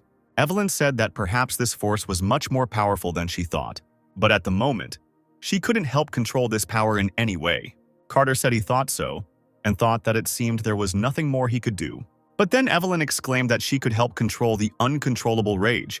Surprised, the guy asked how this could happen. The witch replied that she was using her shadow to awaken another consciousness. The shadow she's dealing with isn't just a shadow that follows her. It is more like another consciousness that thinks and moves independently. In other words, it is another personality. Evelyn exclaimed that Sepia would no longer lose consciousness every time the power manifested, as the shadow would allow her to gain another self-awareness. Stepping forward, the boy said that this one sounded dangerous and that it wouldn't be the Sepia he knew. To which the witch replied that everything was not so, because inside a person there were many personalities, and it was only necessary to bring out one of them. The guy thought that everything had become much more complicated, and perhaps this was not the best solution. But this was all that was available now, and it would be much better if Sepia used her power consciously. Evelyn said that even if the girl could use her powers consciously, she still needed training since she didn't know how to use magic. She said that it would be nice to learn the art of magic from their witches, but it was impossible if she didn't have the talent to control magic. Magic exists in every creature, but if there is no talent, then nothing will come of it, even if you suffer until death. Sepia looked away uncertainly and thought, and then she exclaimed, asking if she could teach her. Carter noted that everything changed that day, and the girl developed a strong desire to learn. Evelyn agreed to try. The girl sat with her back to Evelyn, and she began to shine light from her hands onto her back. The witch asked her if she felt anything. Turning around, Sepia replied that she felt nothing. Scratching the back of her head, the witch replied that nothing would work then, but there was no need to be too upset, because it happens to everyone the first time. The girl asked whether it meant that if she felt mana, she would be able to use magic, to which Evelyn replied that the feeling of mana is the beginning of magic. Carter stood to the side, watching, and the witch continued, saying that even if she could sense mana, it didn't mean she could use magic right away. The guy asked if everything would get better with the help of a woman. Evelyn replied that there was such a way of inducing, but it would take several months, to which the guy said that they could not spend months here. As they walked towards the exit, Carter looked at Sepia and said that it was time for them to go. But suddenly something lit up the guy's face. As it turned out, it was Sepia, who pressed her palms to herself, from which light burst forth. And then a ball of fire flared up in her palms, and the fire spread throughout the room. Evelyn looked up in surprise. Carter was also surprised, and he exclaimed, asking what was going on. Evelyn didn't answer his question, but only asked how she did it. She came to her senses and, clutching her head, noticed that her entire laboratory was on fire. Sepia asked how she could stop this now, and the witch continued to mournfully bemoan her materials. Then she took out her staff and summoned a water cage, causing her staff to glow blue. And then streams of water appeared around the girl. And this water completely flooded the girl's body, extinguishing the fire. The fire that was around the girl went out, but there was already fire on the sofa and books. Evelyn asked the girl how she could use magic without feeling it. Carter asked that it wasn't magic. In response, the witch exclaimed that it was definitely magic, and she asked the girl if that was what she felt the mana from the flame, to which she replied that she only felt warmth. Hearing this, the woman rushed towards the girl, grabbing her by the shoulders. She asked if this was by any chance the level of magic that would have burned everything if they hadn't stopped it in time. And then she exclaimed, "Is this really the same ego power that she had only heard about?" Carter said he didn't know what it was, and then asked if that meant it couldn't be learned, to which the witch replied that it was very easy to learn. And then she turned to Sepia again and exclaimed, telling her that this meant that she, even if she did not feel mana and only knew theory, would be able to use absolutely any magic. Hearing this, Carter thought that, judging by what he had just heard, Sepia's abilities were quite game-like. Even if players do not sense magic and do not react to it, they can easily use it once they learn. And thus, in order to use strong magic, the player's level must be raised. The guy asked how long it would take to learn all the magic. Evelyn responded by saying that everything is individual, so she can't say for sure. Personally, it took her about half a year to learn just the basic theory from her teacher. Carter asked again, somewhat disappointed and dumbfounded, to which the irritated girl noted that it was very fast. Carter said he couldn't spend that much time on it because he still had a lot of work to do. But he couldn't leave Sepia either. Evelyn asked what the problem was. Shouldn't the girl just follow him? The guy, somewhat taken aback by this question, asked again. The witch asked about the research into Sepia's power that they were doing here.